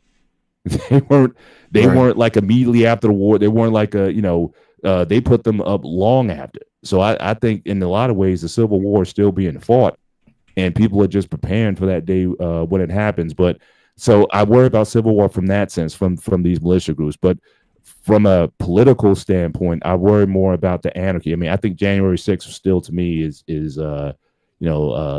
was certainly very troubled by that, and I think that's just the tip of the iceberg of what could happen. So again, who are you going to go after? I think there's just people who just would burn the whole thing down, and so anarchy, I think, is much more likely than a civil war, because again, you're not going to know who folks are. But again, for the ones of certain hues or whatever that you can see differently, who are you going to aim at? Assumptions. You're going to make assumptions. Yeah, those are the ones you're gonna. So that I do worry about, because, and one thing about Black people, just in general, most of us are not about. I mean, you guys might be, I know, but we're not about. I don't see too many guys, about, again, building armaments, building stockpiles and whatnot. I mean, NRA. I knew a lot of brothers who were part of the NRA, and I'm like, why? Because I mean, you could tell that even when they should have came to your defense, they were never there for you. Right. And I know guys are trying to have their own black firearms clubs and things of that nature, but I don't see too many of us arming ourselves for what could be coming. But you certainly have certain groups. They are arming. They're in training. They're in these backwoods of West Virginia. They're in these places, and they are gearing up for however you want to call it. And some of these guys who put that religious fervor to it, put some twang on it. so yeah, so I do worry that those guys are sleepers or whatever you want to call them. I do worry about those folks that are out there waiting for something to break, and so yeah, I can't. But I think anarchy would be just whoever wins. I think we all need to brace for that possibility that it's going to be beyond just peaceful protest, and that people are going to want to burn some things down for sure. I'll give you an example, man. I was watching something. I like to put stuff together. My algorithm be algorithmic, man. Never pays off, man. I don't stop, man. My mind is always working, man. For real. Listen, I like to put things together that most people don't. I was watching this documentary. It was completely innocuous to anything else that's going on. I like to watch stuff that has nothing to do with America. Right. Because if I do that, I can actually recognize something that will happen here before it happens. You know what I'm saying? I'll give you an example. Over in the Netherlands, they have this, they have a lot of dairy farmers, you know what I mean? Where they actually have a lot of cows, and they produce cheese and, milk and stuff like that, right? So they have these family businesses and family owned farms who actually, service one another. They actually own the businesses. They've been in their family for years. Okay. So what happens is that, I'll give you an example. There was this one farmer who actually sells his cheese or whatever, and he has a whole bunch of cows. Well, the byproduct of those cows is methane. Okay. Yeah. Right. So what happens is that methane produces a gas that actually destroys the local trees that are nearby those farms. You know what I'm saying? So what happens is it messes up the ecosystem. Well, guess what? The government comes in with their hand out going helping. And they say, you know what? Some of you guys, we're going to have to buy you out your farm. And so we can stop having so many concentrations of farmers, you know what I mean? Not, producing so much methane so it doesn't, destroy these trees. Well, guess what they did? These guys went and got whole entire trucks full of manure and went up to their Capitol Hill and dumped it out and said, you will not take away our family business. You know what I'm saying? You will not tell us what to do, that type of thing. Now, some of them, did buy it out. Some of them didn't, but the majority of them saying, I'm not giving up my family business. It's our legacy. It's our thing. You know what I mean? So when I see stuff like that, how does that correlate to stuff over here? And it speaks to what Mr. Benham was talking about, these people arming themselves to the teeth. Or we don't realize that some of these people have their own businesses here, and I can certainly see how that could play out, here in America. You know what I mean? You're threatening people's livelihood because they don't want to be plugged into the matrix. They want to be able to control their own destiny. They want to be able to raise their kids the way they see fit. They want to be able to employ people. You know what I mean? They want to grow their business. They want their own slice of the quote unquote American pie. But when you have people in politics who come and tell them, hey, you're going to have to sell us your farm or we're going to take it. Well, guess what? They racked that shotgun one time and said, over my dead body. You know what I'm saying? So you have situations like that. So when it comes down to civil war, it's not so much as the color of your skin. It's about what you believe in. You see what I'm saying? And you have certain people saying, well, if you continue to do business this way, then the environment that we live in is going to be destroyed. Well, the people who have the family businesses were telling you, well, guess what? If you take away from my family, then my family will be destroyed. So instead of finding out a balance between the two, and it's like neither one of them wants to open their ears. So you have the muscle of the government coming in, pushing on the little guy. And then you got a whole bunch of little guys banding together, pushing against the government. So that is the real issue. It's not so much as, the color of your skin. It's all about, hey, how will you affect my way of life? Right. And that's how it's always been. Right. Definitely. But but those same people, though, they wouldn't have a problem with how the government came in and say pushed out like the Native Americans or the Native tribes and peoples. They could say, look, we know about this more than anybody else, what it means to be sort of pushed out. But everyone looks at their own self-interest, and so I think that's part of the issue also. Like there's no it's difficult to have empathy or have understanding of the experiences of people that we can, and how we communicate with one another where we can have that sort of mutual understanding. It's like, if anything, those folks, if you're feeling the, quote unquote oppression, then you would think you would have some empathy for those who have been oppressed. Right. But we get real tribal in a lot of these spaces. And it's just about, as if we act like we're the only ones who've been oppressed. It's like, no, I mean, there were folks here before, the first settlers got here, and they can tell you all about it. But, those people we don't have time for. So a couple of things here. I keep myself involved in all this stuff usually, a lot of military stuff, because I have a lot of friends in the military. Right. Have anybody heard about the 3%? As far as what? Militia. 3% as far as what? So they're actually called the 3%. They're like one of the biggest militias we have in the United States. So when they were first founded, I'm sorry, Payne? No, I said I never heard of them. Yeah, look them up. It's actually they call it 3% militia. When they were first originally founded, they were actually doing good out there. Helping people with their carry the groceries, helping build their fence, stuff like that. To rotten rats went in there. Pretty much the best way I can explain it. Now they went from being this good organization to this pretty much like a 1% martial club, like gun blazing, and they can do really nothing because they're not breaking any laws. They're about to break laws, but they haven't broken laws yet. Mm. So the reason I bring that up because if we do go into that route, is fend for yourself. The cops are not going to be involved and be able to do anything at that point. The government is going to know which side to take because the military, because they're going to be pulled in two different directions. And here's a fun fact: most of you guys don't know. Maybe I think Payne may know this. I think he's been around for this. No offense.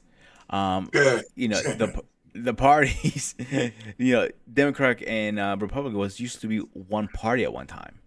Most of us don't even know that because they were butting heads. They separated. Look it up. Look it up. That happens. That's every.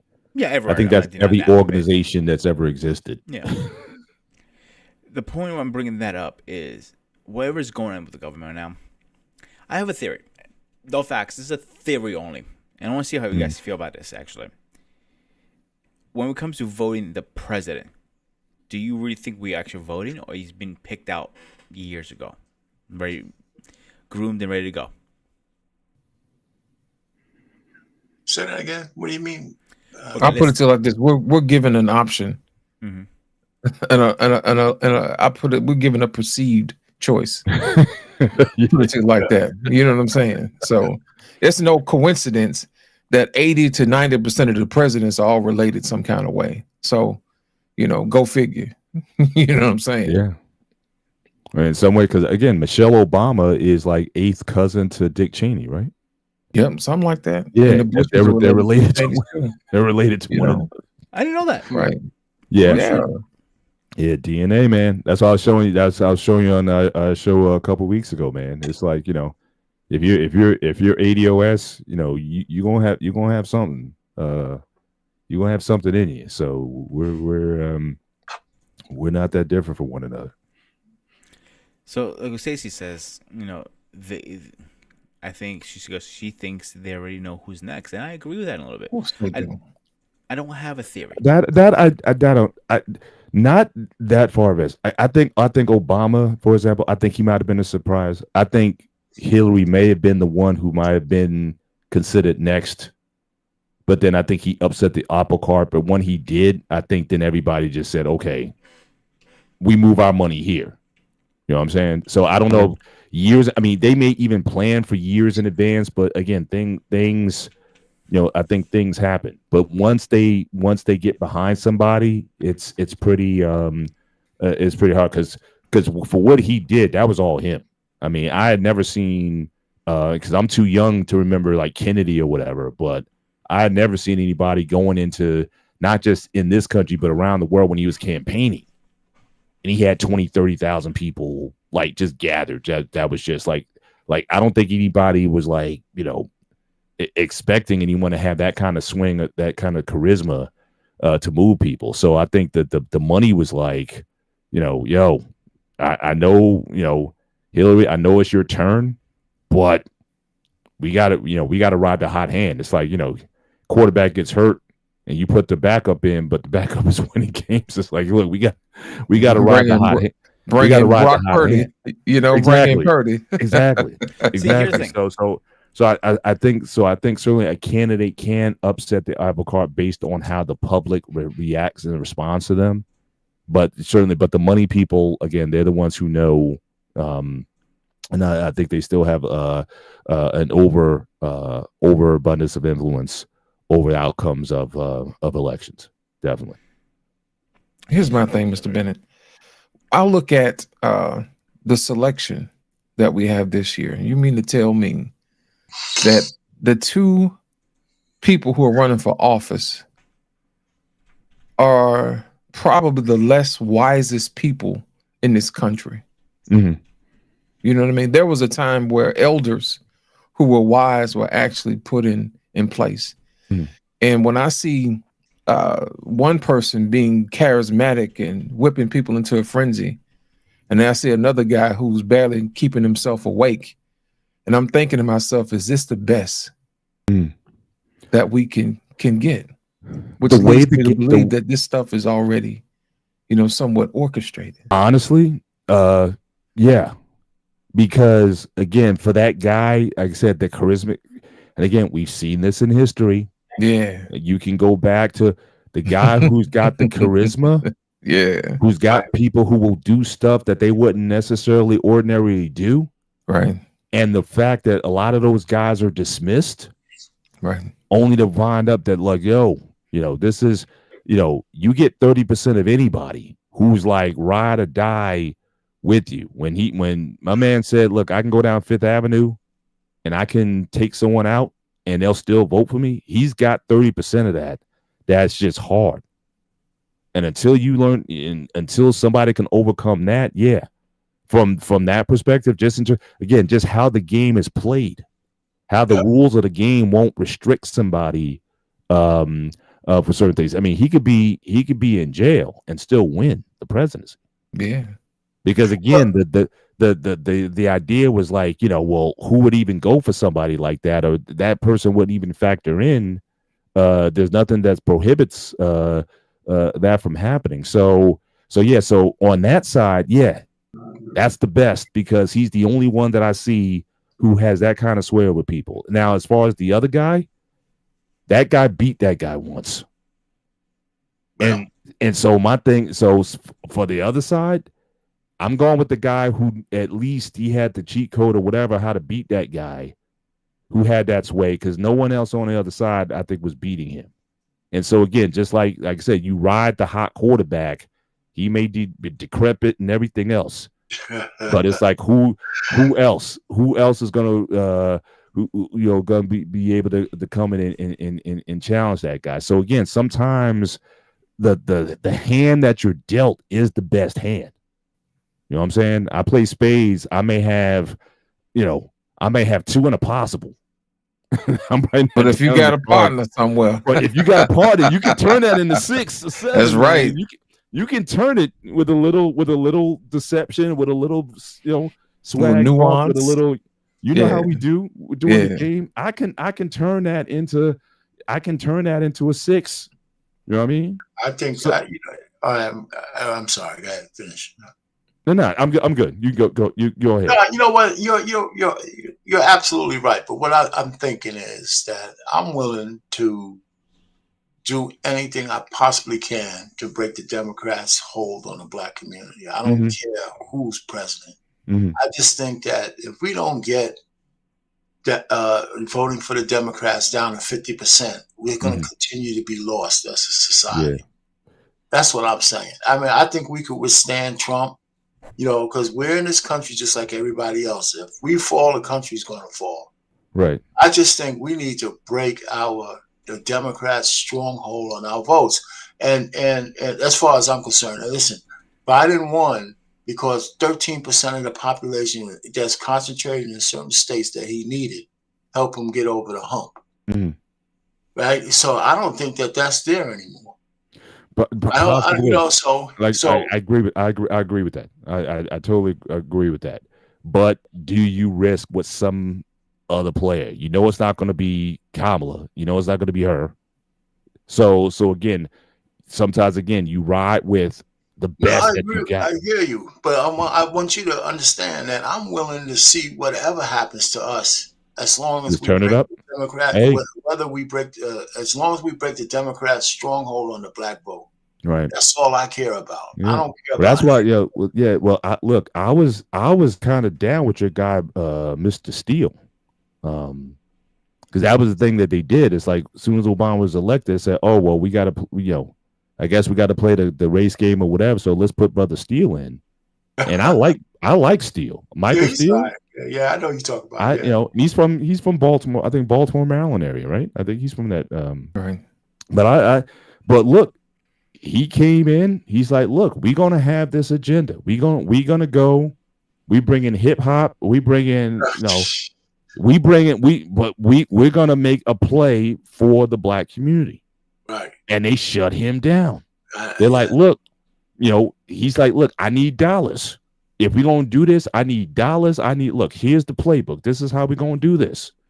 Because he was one of the few black Republicans who you would still invite to the cookout. Yes. You know what I'm saying? Yes. I agree. And he was like, look, we can do this. This is how. They shut him down. And I don't think he was in leadership no more than 2 years. No, he wasn't. So again, I'm like, I'm open to anybody. But if you're basically going to shut down a guy who's trying to open things up, then I'm like, well, what are you offering me then? One of the problems, Mr. Bennett, is that the black Republicans they show always seem to be buffoons. They got some serious, like Michael Steele is not a unicorn. They got other black Republicans. They do. Yeah, my man from Texas, Will Hurd. Yeah. I listen to Will Hurd. It's like, yeah, this guy makes some sense. But and what about J.C. Watts out of Oklahoma? Now look, you know what I'm saying? He was I was paying attention like for a minute. Watts. I like him though. I was paying attention for a minute, but but again, it's almost like with that group that you're only gonna ascend only so much until you absolutely got to be. They'll take a Herschel Walker or they'll take somebody of that ilk. You got to be 10 toes down with everything. You try to, even if you try to be backhand, like, look, black people, I got you. Like, even if you wink at us, we'll rock with you, right? It's like, look, Herschel, I got it. Like, if they found a way to say, look, black people, like, brothers, I got you, but I got to play this game. A lot of us would be like, all right, do what you got to do, right? But just remember, when you get in, then then come after us. But they won't let you do that. Hey, did any of you guys? Hang on. Before you say anything, Paul, one thing. I got you. Go ahead, Payne. Did any of you guys read the Foundation trilogy by Isaac Asimov? I heard the author. I didn't read the books, but yeah. Yeah. Okay. So one of the things about those books is that humanity had colonized the galaxy. It was so deep into the galaxy they forgot where Earth was, and they had this empire that was so vast. Right? It was talking about it reigned over trillions of people or humans, right, on all these vast different planets, and it was crumbling. And there was just one scientist who came out with a science called psychohistory, which predicted the future based on certain stimuli into society. And so he says, I can reduce 30,000 years of chaos to 1,000 if you follow my foundation plan. And so it made for a great book. That's why I always believe in social engineering. So I mean, not lose my bubble. Where I'm going with this is, oh man, I had a good one too. Shit, I would have sounded real freaking smart if I could remember exactly where I was going to go with this. Save it for a Monday show. But the thing about it is, this is really where I got those ideas from, that we could manipulate stuff. And oh man, what the hell is the main point? I hate this senior moment and shit.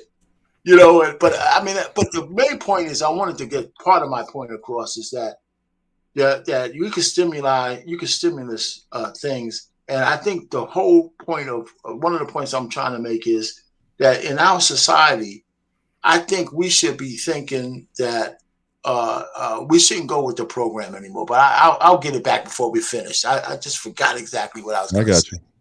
I got you. Yeah, but yeah, I recommend those books, by the way. Isaac is a great science fiction writer. Right. But you know what I think would certainly move the needle greatly, and again, this is why it won't happen. If DC and PR became states, okay, that would move the needle a lot. It would. That's 4 senators of color, more than likely, who, again, when it comes to legislation, when it comes to the Apple Court, I mean, I think this, I said that I think the system is mostly rigged. You got something like 20, it's like 12 states whose populations are less than the state of Connecticut or something like that. Yeah. You know what I mean? Yeah. And so that, to me, that, like, I get it. You don't want to have a pure democracy where it's just based on the total number. You know, I'm willing to compromise on some things, but you can even certainly some things up. But again, they're not gonna. Hawaii was the last brown people who got in, so we're gonna let you in, and that's it. But DC, but even if we got Puerto Rico would be nice also. But if we got DC, that would do a lot in terms of the changing how politics is done, because then that's where you're actually giving power to people, or certainly to a certain group of people to have a better seat at the table. But as DC, what, you're talking Mr. about. Bennett? What's that? You said DC, right? Yeah. Okay, I was to clarify that you said DC. Yeah, statehood for Washington D.C. and also for Puerto Rico. Okay. So when you really fast on Puerto Rico before we move on, I had this conversation about 2-3 days ago with my boss, who's Puerto Rican actually, and I said the same thing you said. It should be a state. They should be paying their taxes, but they want all our rights, but they don't want to pay taxes and all that nice stuff, right? And he got so pissed. He says, "Why should we pay it? We have you guys for that." Really? So you want to use all our sources and all this stuff, and I might piss people off, and I apologize. But you don't want to pay taxes. You don't want to vote. Why is that fair?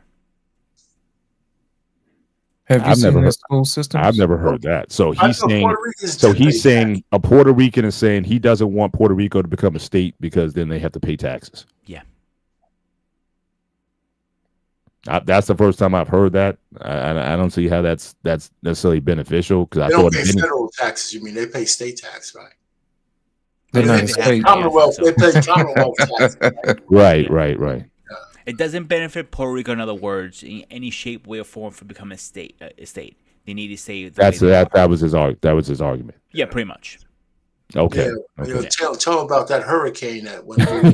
Yeah, I love that. And used all our paper towels. But when we're saying, when we're sending help to them, I think Puerto Rico could get whatever, was great guys, right? DC. Probably, yeah. Probably. I'm sorry, Groomer. Yeah. No, you're fine. Like I said, we're the good guys then, as Americans, sending all the help. But when they need to get involved with everyday decisions here, they don't want to get involved. Yeah, I was just blown away by the like I said, I went to Jamaica a couple years ago, and I was just blown away by the lack of investment of the United States in the Western Hemisphere. Like all those islands, Jamaica, it's like everybody owns a piece of Jamaica, except we have like very little interest there at all. And I'm thinking, like, you talk about like national security risk or what. I mean, we had the Cuban Missile Crisis in the 60s and whatnot, and Cuba's still, under kind of regime. But you have a lot of these countries that are having influence over a lot of these Caribbean islands that are like running under our noses. I mean, again, Cuba's like 90 miles from Florida, and that was like a major thing. I mean, we almost weren't here for real. I mean, they were like the day before is when the deal was cut to avoid essentially World War III, because we were going to go in. In fact, they were going to go in on my birthday, October 27th. They were going in, and that would have just tripped off everything. You know what I mean? So I'm just blown away by the fact that, why, doesn't United States have an interest in all of the people in the hemisphere, or at least those who are close to your borders? But everybody else is sneaking in and having influence, and then, stuff goes down. How does that make us more secure? But you know why, though? I think we know why. I think they don't. We know why. They don't want to do business with black people, man. The money want to go down there. I mean, there's no reason for Haiti to look the way it looks. Right. There's no reason for these places to be the way they are, man. Right. But that's what I'm saying. But that's when government, again, you talk about the fall of an empire, right?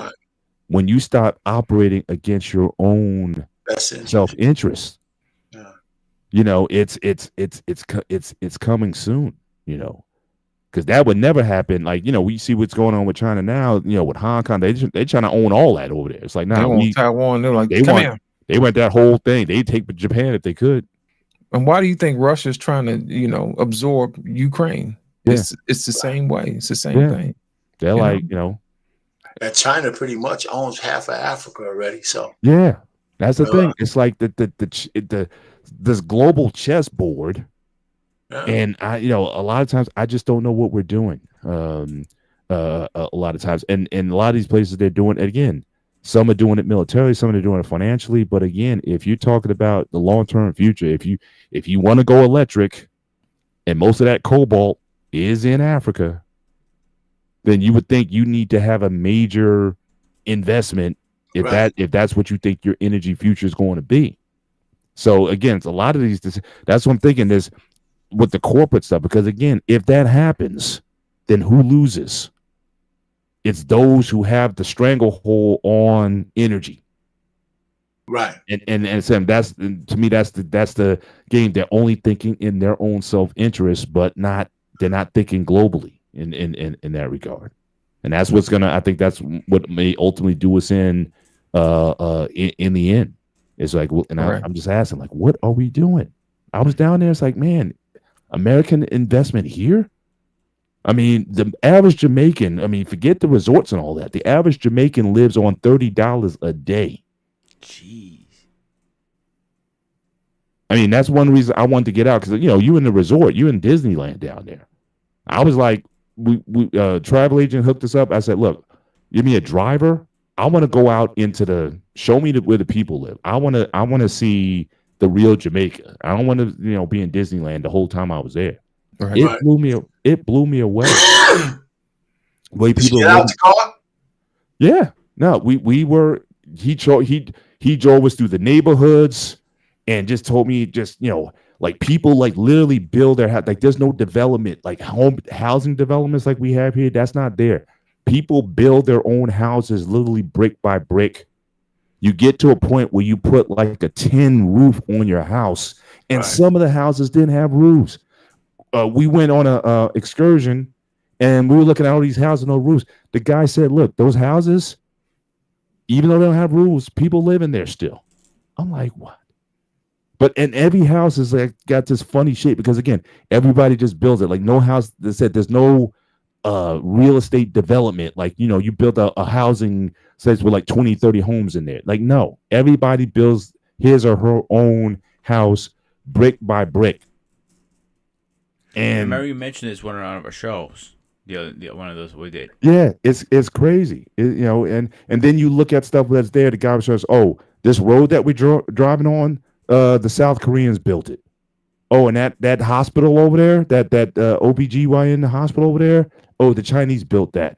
Right. I'm like, man. I mean, I heard they built the main road down in China. I mean, in Jamaica, and yeah, they had rights of all the, whatever gets built on the side of the road, whatever for whatever. I mean, something the government. So I'm like, this doesn't even make business sense when you got, because from a connectional view, I mean, look, I mean, we're much more relatable to you guys than the Chinese are. So yeah. So how this whole game, this whole thing about even when it comes down to the voting, the politics, everything we're talking about, it's a game within a game. And the main, as you always saying, Arpain, puppet masters. I mean, they're running this thing. And running stuff, man. So, Mr. Bennett, you said it don't make no sense. I'm gonna show you how it makes perfect sense. Me anyway. I mean, I know where you're going, but go ahead, make it plain. You know what? I'm gonna take off and land this thing real quick. Why do you think that Asia, Russia, and Africa are all working together? It's because they can. You know what I mean? They're actually building a high-speed rail from China through India, through Russia, all the way to Africa because they want to do business together. And that's the main reason why everybody is in Africa, because the writing is on the wall. People want to get away from their dependence on, oil. You know what I mean? And even Saudi Arabia, they want to get in on the act. You know what I'm saying? Hey, they're saying eventually this oil gonna run up. We want to make sure that we transition into a tourist location. You know what I'm saying? Yeah. So once they convert everything over from, oil and gas, which probably will take forever, but eventually it will. They'll already be ahead of the game. They already have the network together, so they're not connecting these people for no reason. Right. And then on top of that, they're wanting to do business with each other with their own currencies, so you'll have people who will start to make money who didn't in the past, you know what I'm saying? And it upsets the apple cart. And it's kind of like taking the stick away from the bully and says you won't be able to beat us anymore, So America probably needs to be better partners with people, so they're not left out in the cold. That's right. That's right. I mean, even the United Nations said they came through Alabama. And they said, man, they went through the country. They was like, this is some of the worst third world country action I have ever seen in one of the richest nations in the world. And you got people who live in poverty worse than some of the worst places in Africa. Right. Now, tell me how that is. How is that possible? Well, so they're building a high-speed rail. That's a train ride I wouldn't mind taking if I see. Yeah.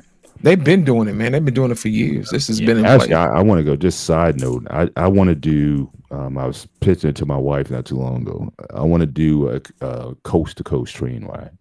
It's nice, man. What I mean? Just get on. Luxury rails, sleeper car, dining cars. The whole thing. Be like a 7 to 10 day, just a trip across America. I mean, I'm just putting that. We got Hawaii coming up, Lord willing, in end of this year, early 25, but that's definitely on my bucket list. I just want a nice luxury ride, go through and just see the country end to end. I mean, that's a couple guys one guy I know from the military. He was in Cali. He did the train thing back, and he said it was one of the best experiences he ever had in his life. Nice. So, did he have to switch trains, or you could just they got a train that goes trans America, or you got to switch? You got to switch in New Orleans. You got to switch certain. Yeah. Yeah, from New Orleans to New York, that's called the Crescent, and then something else from Chicago to New Orleans, and then there's another one that goes from New Orleans to California. They call different things. Regular Amtrak, though, right? Yeah. Oh, you're riding Amtrak. Full dining service. I mean, meals, sleeper cars. It's definitely not your Northeast Corridor train for sure. Now, Mr. Bennett, when you get your pennies together, you want to take it over there to Switzerland and do the train ride over there coast to coast, because I've heard that their trains don't have a roof; it's a glass roof, so your view is not obstructed, so you can see the mountains and the countryside real nice. Oh, that sounds really nice, actually. It really is nice, and they don't have like these little squished up little seats like they have. They have recliners that swivel from side to side, so you can see from one end of the train to the next. That's real nice, man. That's dope. Yeah, it is. So, closest thing on my end, and I'll give it to you guys. Originally, I was all Trump supporter and all this stuff, but after all the information came out about him, I started doing my research. My biggest reason about the show today, I want more people to do the research. I'm not talking about the internet. I'm not talking about the news. I'm talking do your research, dig into it, find a resource you can, connect the dots before you make a decision. That decision could impact you for the rest of your life. So who wants to be the final thought? Go ahead. Yeah, I'll be real quick. One of the things that I was thinking about, in my opinion. but real quick is when they talk about voting, if you don't vote for Biden, or the Democrats, that's a vote for the Republicans and Trump. I tell everybody I don't agree with that. If you don't vote for one of these guys, you're voting for the other one. And the only thing I say to them, when you tell me as a Democrat, if I don't vote for you, it's a vote for the other guy, whether I vote for him or not. That means that you need my vote. And if you need my vote, you should be doing a whole lot more for that vote than you are doing. Mm-hmm. So until you can answer that, until you can show me some receipts that you are actually willing to do that, then I'll agree with you. Other than that, I can exercise my vote. I was thinking about just writing my name in. I had a dream that one day somebody would call me, you know what? We couldn't find a president. You wrote your name in, so you're the president of the United States. That's what you wanted all along, RP. You've been waiting to do that all your life. I got a call. You're the president. It's President Payne. Hey, if you become a president, don't forget us. Don't forget about us. I'll end it there. Go ahead. What'd you say? If you become president, do not forget about it. I swear to God, I'm hunting you down. Don't worry, Yeah, remember I the, know where yeah, that remember White the House. little I've people. been to the White House. I Remember know the how little to come people. get you. Wouldn't that's so funny, man. There's a place where you can write your name in, or somebody's name. Mhm. Yeah, right. Yeah, right. Yeah, for sure. Yeah. Let's go ahead. I'm done. Our Payne, when you run, you're gonna need a nickname, man. President Payne is probably not gonna do you no You know favors. what? My first order of President the Chef is day fine. That is could go the wrong way. my first Yeah. order of the day is to go get the archives for BMU and get rid of that goddamn thing. That's our first Get order. rid of that. That's You Which know what, one you of them might- all? You have so Hey, many cuts. You Dude, might I'm get more not- we votes than you think. No, we trying to we trying to monetize this. I'm telling you that T-shirt. I'm telling you, we could fund the whole. That could be a major look. If Trump can take his mugshot and monetize it, then we can take that Right. steamandp.com T-shirt That's right. and raise some funds, man. So I'm just Grab saying. by the steam and That's so pee. Oh man, that's so funny. That is hilarious. Oh, man. All right. You know what? Here's my thing. I'm gonna land my plane, man. Don't show up to my house with a bucket of chicken, man. Show me how I can have my own restaurant, man. You can keep that. You know what I'm saying? Man, I tell people all the time, you have more in common with the other side than you realize. They just call it something different. You know what I mean? I always tell people that Black people are more conservative than they realize. That is true. If they think about it. They just true. so happens to like the color blue for some strange reason. But I will tell you this. Think for yourself. Make sure that your goals and your morals and your beliefs and your values line up with your vote. There's nothing worse than a people voting against their own self-best interest. That is so sad. It really is. All because you lack knowledge.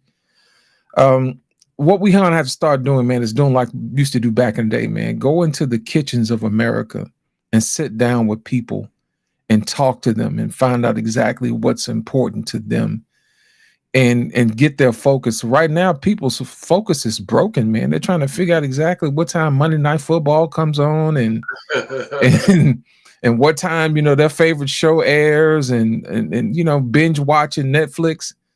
But we're going to have to start doing what we used to do, man, and sit down at the kitchen table and talk about how do we balance the books? How do we get to where we want to go? What do we want our future to look like? And I think that one of the things you're going to have to do is you're going to have to study history, and you're going to have to study how people think and why they do the things that they do. And once you get a grasp of that, it'll probably give you better bearings in the world on what, is affecting just you. And we also have to realize we're going to have to start doing business with people who don't look like us, as well as doing people who do business who look like us. It's important for us to make sure that we service as many people as we can, and we have something to offer. You know what I mean? Instead of just the normal sports and entertainment. We're better than the WWE. You know what I'm saying? We have people who are engineers. We have people who are inventors. Those are the people we should stand behind, the innovators, the captains of industry.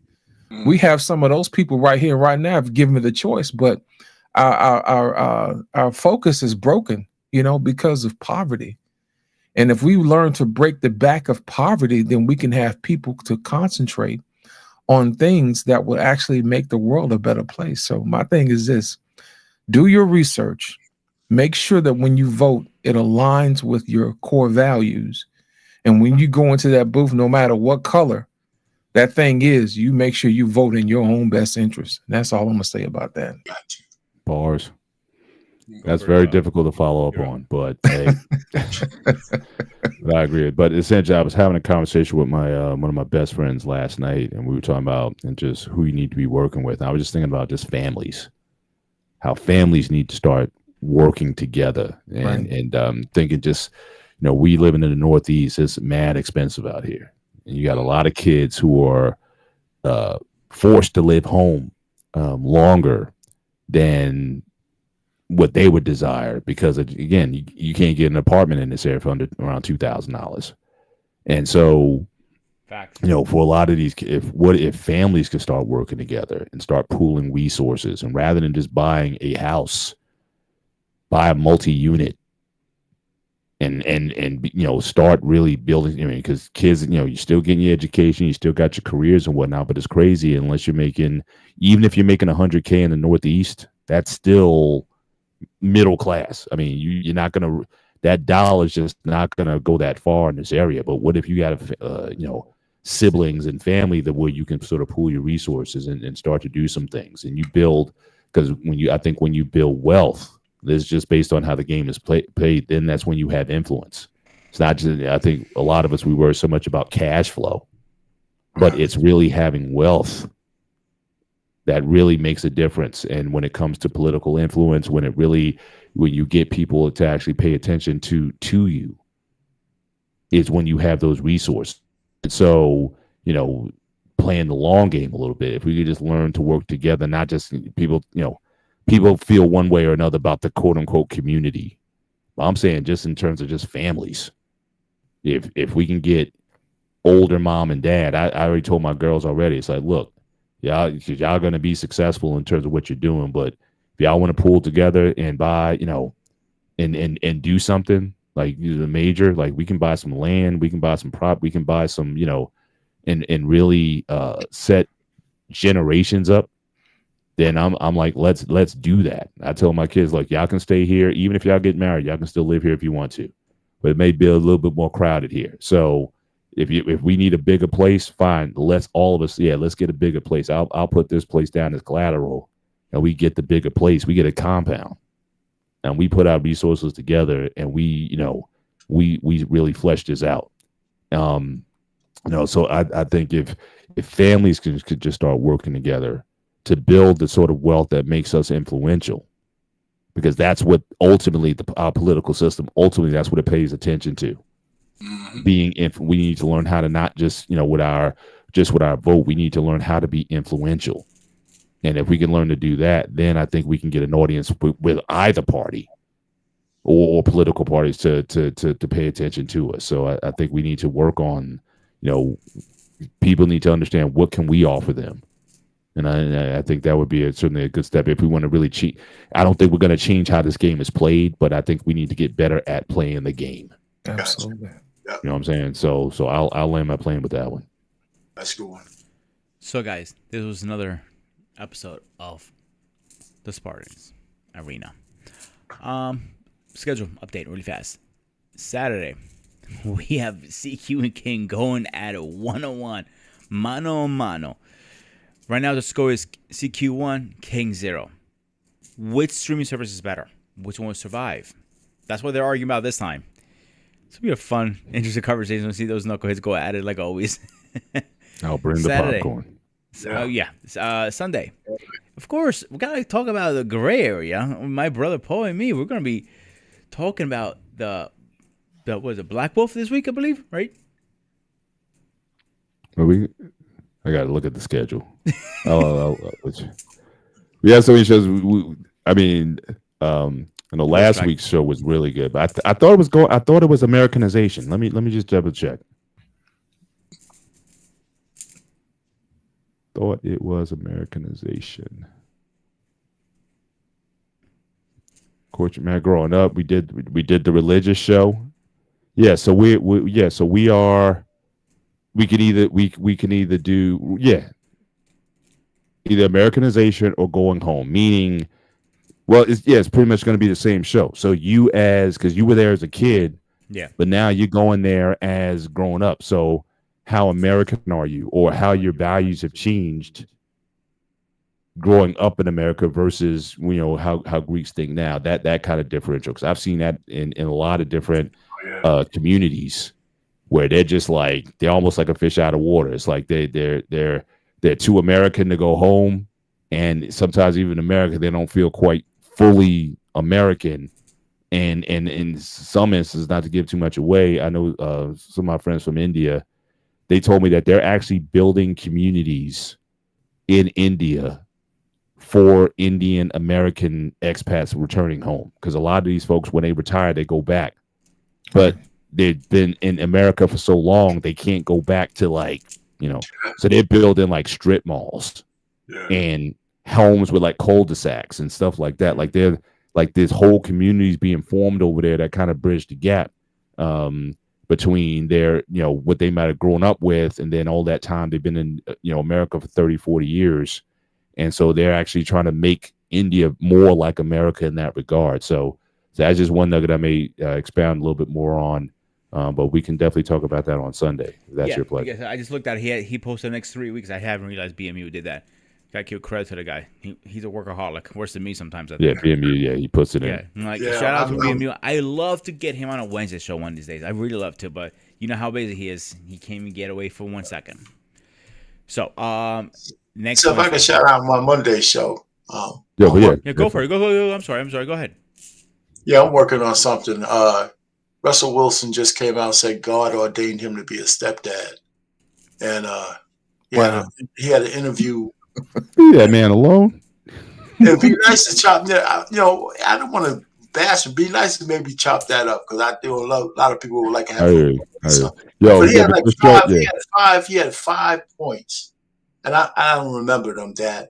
Yeah, I saw it. Yeah, that was that from the what wasn't the pivot? It was the I Am Athlete. Yes, I Am Athlete. Yeah, with Brandon Marshall. Yeah, I watched it. I thought it was pretry good. But yeah, he said a lot more than just that. But yeah. But I think that might be something. But I mean, that could be that. It could be something else. But I was just thinking about doing something. That'd be dope. Yeah, your show from you Monday I thought was really good. That might have been one of your better shows on Monday. I really enjoyed that. I appreciate that. Yeah. Sure. Lost, you want to plug anything to yours? Yeah, man, I'm always busy, man. I'm live just about every day, man. You can either find me here, there, everywhere. You know what I'm saying? Humble Dad on Mondays, and BMU throughout the week. And I'm still working on my Sunday show because I gotta make some changes and switch some stuff up.